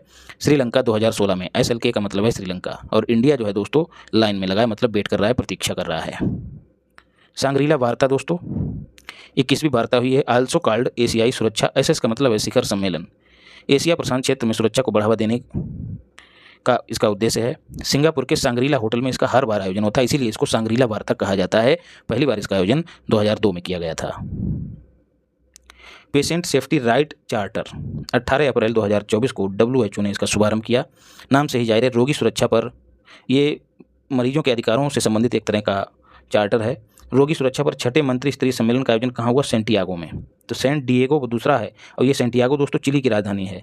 तो रोगी सुरक्षा पर सम्मेलन का आयोजन कहाँ हुआ? मंत्री स्तरीय सम्मेलन का, तो सेंटियागो में। तो इसी अवसर पर पेशेंट सेफ्टी राइट चार्टर जारी किया गया। विश्व स्वास्थ्य सभा के संकल्प, उसका एक संकल्प है 72.6, जैसे अनुच्छेद होता है वैसा ही एक संकल्प है। उसमें जो प्राथमिकताएं दी गई हैं पेशेंट के लिए, उन प्राथमिकताओं में से एक है पेशेंट सेफ्टी राइट चार्टर, याद रखिएगा। तो यदि पूछ लिया जाए कि संकल्प 72.6 किससे संबंधित है, तो विश्व स्वास्थ्य संगठन से संबंधित है। फिलिस्तीन राज्य को मान्यता दोस्तों कौन कौन देश दे चुके हैं? Slovenia, Norway, Spain, Ireland. इन्होंने अपनी संसद में इसको देश के रूप में मान्यता देने की मंजूरी दी है। आप सब जानते हैं फिलिस्तीन इजराइल विवाद, तो इसीलिए ये खबरों में है। 2 राज्य समाधान का समर्थन करते हैं ये देश। जैसे ताइवान को चीन दूसरा देश नहीं मानता, वैसे ही इजराइल फिलिस्तीन को दूसरा देश नहीं मानता है। तो 2 राज्य समाधान मतलब ये देश कह रहे हैं कि फिलिस्तीन को दूसरे राज्य का या फिर दूसरे देश का दर्जा दिया जाए। इजराइल ने इसीलिए इन देशों से अपने राजदूतों की वापसी करा ली है, नाराज होकर। मई में वोटिंग हुई थी, 193 में से 143 वोट जो है पक्ष में पड़े थे, फिलिस्तीन के पक्ष में, कि फिलिस्तीन को एक देश के रूप में मान्यता दी जाए। लेकिन देश तो नहीं बना, लेकिन यूनाइटेड नेशन ने देश बनने के लिए क्वालिफाई इसको मान लिया है, याद रखिएगा। फिर आगे की जो कार्रवाई होगी वो पता लग जाएगी। नाटो दोस्तों North Atlantic Treaty Organization important है। अभी चर्चा में क्यों है? स्वीडन इसका 32वां सदस्य देश बना है। फिनलैंड 31वां पहले ही बन चुका है। 1949 में इसका गठन हुआ था। हेडक्वार्टर ब्रुसेल्स में है। स्टाल्टेनबर्ग इसके वर्तमान में चीफ हैं। मार्क रूटे या फिर रुटे जो हैं अक्टूबर से नए चीफ हो जाएंगे, याद रखिएगा। तामजा ब्लू होल दोस्तों दुनिया का सबसे गहरा ब्लू होल है, मेक्सिको में है। मेक्सिको में चेतुमल खाड़ी में ये अवस्थित है। ब्लू होल क्या होते हैं? जल के अंदर चट्टानों के क्षरण से जो होल पैदा होते हैं उन्हीं को ब्लू होल कहा जाता है। जैसे ये कोई महासागर है, ये है तो किसी चट्टान के ऊपर ही, तो ये जब चट्टान गल जाती है किसी कारणवश, तो ये जल जो है यहाँ से पहुँच के यहाँ पहुँच जाता है, एक होल का रूप ले लेता है, तो इसी को ब्लू होल कहा जाता है। तो ये सबसे गहरा ब्लू होल है जिसका नाम है तामजा। इससे पहले सबसे गहरा ब्लू होल जो था वो संसा योगले था, जो कि साउथ चाइना सी में था, दक्षिणी चीन सागर में था। गुट निरपेक्ष आंदोलन, SS का मतलब है शिखर सम्मेलन, 19वें क्रम का है, याद रखना है। 19 जनवरी 2024 को कंपाला दोस्तों युगांडा की राजधानी है। ये एक अफ्रीकी देश है, यहाँ पर इसका आयोजन हुआ। अध्यक्षता दोस्तों कंपाला के राष्ट्रपति मुसेवेनी ने की थी। 18वां दोस्तों बाकू में हुआ था, जो कि अजरबैजान की राजधानी है। 19वें वाले में इंडिया की ओर से S जयशंकर जो कि विदेश मंत्री हैं उन्होंने भाग लिया। कुल इसमें 120 सदस्य हैं। विकासशील देशों का संगठन है। इस बार इसका विषय क्या रहा है? साझा वैश्विक समृद्धि के लिए सहयोग को गहरा करना, याद रखिएगा। वैश्विक हेपेटाइटिस रिपोर्ट दोस्तों जारी किसने की है? स्वाभाविक सी बात है, स्वास्थ्य से संबंधित है तो WHO जारी करेगा। अप्रैल में जारी हुई है, महीना याद नहीं रखना है। विश्व हेपेटाइटिस शिखर सम्मेलन के दौरान इस रिपोर्ट को जारी किया गया। तो इससे क्या निष्कर्ष निकलता है कि विश्व हेपेटाइटिस शिखर सम्मेलन अप्रैल महीने में आयोजित हुआ। कहाँ? लिस्बन। इंडिया में दोस्तों कहा गया है कि इंडिया में हेपेटाइटिस बी और हेपेटाइटिस सी इन दोनों से इंडिया का सामना हो रहा है, मतलब ये ज़्यादा जो है लोगों को प्रभावित कर रहे हैं। विश्व के 12% मामले जो हैं भारत में हैं। WHO ने 2030 तक इसके उन्मूलन का लक्ष्य रखा है, ये भी याद रखना है। विश्व वन्यजीव अपराध रिपोर्ट 2024 जारी किसने की है? UNODC ने मई में जारी की है। फुल फॉर्म इसकी क्या है? United nation office on drugs and crime. 2015 से 21 के बीच कहा गया है कि गैंडा और देवदार जो वृक्ष है, इन दोनों की वैश्विक अवैध वन्यजीव व्यापार से ये दोनों वैश्विक अवैध वन्यजीव व्यापार से सर्वाधिक प्रभावित हुए, मतलब इन दोनों का अवैध व्यापार ज़्यादा हुआ है। दोनों को याद रखना, गैंडा और देवदार वृक्ष। व्यापार सर्वाधिक किसका हुआ? गैंडे के सींग का। दूसरा स्थान पेंगोलिन एक जंतु है, उसकी सल्क का, और हाथी दांत का। ब्रिक्स दोस्तों क्यों चर्चा में? इसमें 10 देश हो गए हैं। 1 जनवरी 2024 को 5 नए मेंबर्स शामिल हो गए हैं। उसके लिए आपको ट्रिक बताया था, इथियोपिया की मौसी जो हैं ब्रिक्स में शामिल हो गई हैं। तो इथियोपिया एक हो गया है, 4 और हैं, 5। M का मतलब है मिस्र, A का मतलब है अर्जेंटीना, U का मतलब है UAE, S का मतलब है सऊदी अरब और I का मतलब है ईरान। लेकिन अर्जेंटीना ने स्वयं को बाहर कर लिया है, याद रखिएगा। इसने जो है शामिल होने से इनकार कर दिया है। तो अब कुल 10 ही देश ब्रिक्स में हैं। SS का मतलब है शिखर सम्मेलन, इसका अक्टूबर में हुआ था। अक्टूबर 2024 में होगा। कहाँ? कजान में। कजान कहाँ है? रूस में। ये किस क्रम का होगा? तो 16वें क्रम का होगा। समान वैश्विक विकास और सुरक्षा और बहुपक्षवाद को मजबूत करना, याद रखिएगा। ये इसकी थीम थी या विषय रहेगा। ब्रिक्स जो है पहले ब्रिक हुआ करता था 2006 में। शब्द जो है 2001 में आया था। ब्रिक किसने दिया था? जिम ओ नील ने, ये भी याद रखिएगा। जिम ओ नील, इन्होंने यह शब्द दिया था 2001 में। 2006 में 4 ही देश थे। B का मतलब ब्राज़ील, R का मतलब रूस, I का मतलब इंडिया, C का मतलब चाइना। 2010 में जो है इसमें साउथ अफ्रीका मतलब S शामिल हो गया, तो ये ब्रिक्स हो गया। ये विश्व की 41% आबादी को कवर करता है और 24% GDP को कवर करता है, याद रखिएगा। तो कैसे याद रख सकते हैं आप? 41 के बजाय 42 मान के चलिए, और इसी 42 के जो अंक हैं उनको उल्टा कर दीजिए। 42 का 2 पहले ले आइए और 4 बाद में कर दीजिए, इससे आपको GDP भी याद रहेगी। हिंद महासागर सम्मेलन दोस्तों 7वें क्रम का फरवरी में आयोजित हुआ ऑस्ट्रेलिया के पर्थ में। इंडिया की ओर से S जयशंकर ने भाग लिया। इस क्षेत्र में सुरक्षा और विकास को बढ़ावा देना इसका उद्देश्य है। स्थिर और टिकाऊ हिंद महासागर की ओर इसका विषय रहा है या थीम रही है, याद रखिएगा। UAE फिर चर्चा में है दोस्तों। 10 वर्षीय ब्लू रेजिडेंस वीज़ा देने की बात कही है UAE ने। किन लोगों को? फॉर पर्यावरण संरक्षण और संवर्धन के क्षेत्र में बेहतर काम करने वाले, उत्कृष्ट योगदान वाले लोगों को इस तरह का वीज़ा दिया जाएगा 10 वर्ष के लिए। और UAE ने ईयर ऑफ सस्टेनेबिलिटी घोषित किया है। किसके लिए? 2023-24 के लिए, याद रखिएगा। यूरोपियन यूनियन UE की बात हो रही है। हेडक्वार्टर इसका बेल्जियम की राजधानी ब्रुसेल्स में है, याद रखिएगा। महिला हिंसा के विरुद्ध इसने पहला कानून पारित किया है। 3 वर्षों में सभी देश जो हैं यूरोपियन यूनियन में कुल 27 देश हैं, कहा गया है कि अगले 3 वर्षों में सभी देश इसे अपने अपने यहाँ लागू करें, अनिवार्य बना दिया गया है। तो एक तरह से जैसे अपने घरेलू महिला हिंसा अधिनियम है, ठीक वैसे ही यहाँ पहला कानून बना है। कतर दोस्तों क्यों चर्चा में है? कतर की यात्रा की है मोदी जी ने। यहाँ के अमीर हैं जिनका नाम है तमीम बिन अहमद, इनसे बात की मोदी जी ने। कतर जो है भारत का सबसे बड़ा LNG लिक्विड नेचुरल गैस और LPG का आपूर्ति करता है। अगले 20 साल तक LNG कितना? 75 लाख टन खरीद के लिए जो है समझौता हुआ। ये समझौता 2029 से लागू हो जाएगा। तो 75 लाख टन अगले 20 साल तक भारत कतर से खरीदेगा। UAE की भी यात्रा करी थी मोदी जी ने। तो यहाँ के जो राष्ट्रपति हैं मोहम्मद बिन जायद और उपराष्ट्रपति हैं मोहम्मद बिन राशिद अल मखदूम। तो ये जो अल मखदूम हैं, इन्होंने एक बुक भेंट की मोदी जी को। उसका नाम क्या है? My story. आपको ये बुक याद रखनी है और उपराष्ट्रपति का नाम भी याद रखना है जो इसके लेखक हैं। UAE में दोस्तों वर्ल्ड गवर्नमेंट समिट का भी आयोजन हुआ। कहाँ? दुबई में। और यहीं पर इंडिया को गवर्नमेंट टेक पुरस्कार दिया गया। क्यों? आर्टिफिशियल इंटेलिजेंस मतलब AI के क्षेत्र में बेहतर योगदान के लिए। और इंडिया की आई रास्ते जो स्कीम है सड़क सुरक्षा जागरूकता वाली, जिसमें आर्टिफिशियल इंटेलिजेंस का इस्तेमाल किया जाता है, उसका भी उल्लेख या फिर उसकी भी चर्चा इस समिट में की गई। तो आई रास्ते का संबंध किससे? सड़क सुरक्षा से है, ये भी याद रखिएगा। अच्छा, मोदी जी ने यात्रा के दौरान एहलान मोदी एक कार्यक्रम, जैसे हाउडी मोदी हुआ था पिछली बार अमेरिका में, ठीक वैसे ही एहलान मोदी प्रवासी भारतीय समुदाय का कार्यक्रम है, उसमें मोदी जी ने हिस्सा लिया। और वहीं पर और इस यात्रा के दौरान रुपे जो हमारे यहाँ का डेबिट कार्ड है और वहाँ का डेबिट कार्ड या फिर क्रेडिट कार्ड है जिसका नाम है जयवान, दोनों की साझेदारी को लेकर समझौता हुआ, याद रखिएगा। द्विपक्षीय निवेश समझौता हुआ है, मतलब वो यहाँ निवेश करेगा, हम वहाँ निवेश करेंगे। गेल जो भारत की कंपनी है और वहाँ की कंपनी UAE की ADNOC एडनॉक, दोनों के बीच LNG लिक्विड नेचुरल गैस के उत्पादन के लिए समझौता हुआ है। तो ये दोनों कंपनियाँ याद रखिएगा, भारत की गेल और वहाँ की एडनॉक। और पहला हिंदू मंदिर अबू धाबी में, उसका उद्घाटन मोदी जी ने किया। नाम क्या है? बोचा सनवासी श्री अक्षर पुरुषोत्तम संस्था उसका नाम है। इस मंदिर में जो अमीरात हैं 7 उनकी नक्काशी की गई है और बाज की नक्काशी की गई है और ऊँटों की नक्काशी की गई। इसके अलावा गंगा यमुना की और जो हमारे देवी देवता हैं वो भी उकेरे गए हैं। इसकी ऊंचाई आपको याद रखनी है 108 फुट। कैसे याद रखनी है? अक्सर हमारे जो शास्त्र हैं उनमें 108 जो संख्या है वो चर्चा में रहती है। जैसे संतों के नाम से पहले लगता है कि 100 श्री श्री 108 ऐसे करके, तो आप ऐसे ही याद रखिएगा। और जो बाज है वो दोस्तों यूएई का राष्ट्रीय पक्षी है, आपको ये फैक्ट याद रखना है। इसको भी उसमें उकेरा गया है, नक्काशी की गई है, याद रखिएगा। दोस्तों उम्मीद करता हूं कि वीडियो आपके लिए लाभदायक सिद्ध होगी। यदि वीडियो अच्छी लगी हो तो चैनल को सब्सक्राइब कीजिए, वीडियो को लाइक भी कीजिए और शेयर भी कीजिए। बाकी अपने चित्र को और अपने चरित्र को पवित्र बनाते हुए माता पिता की सेवा कीजिए और महिलाओं का सम्मान कीजिए। धन्यवाद।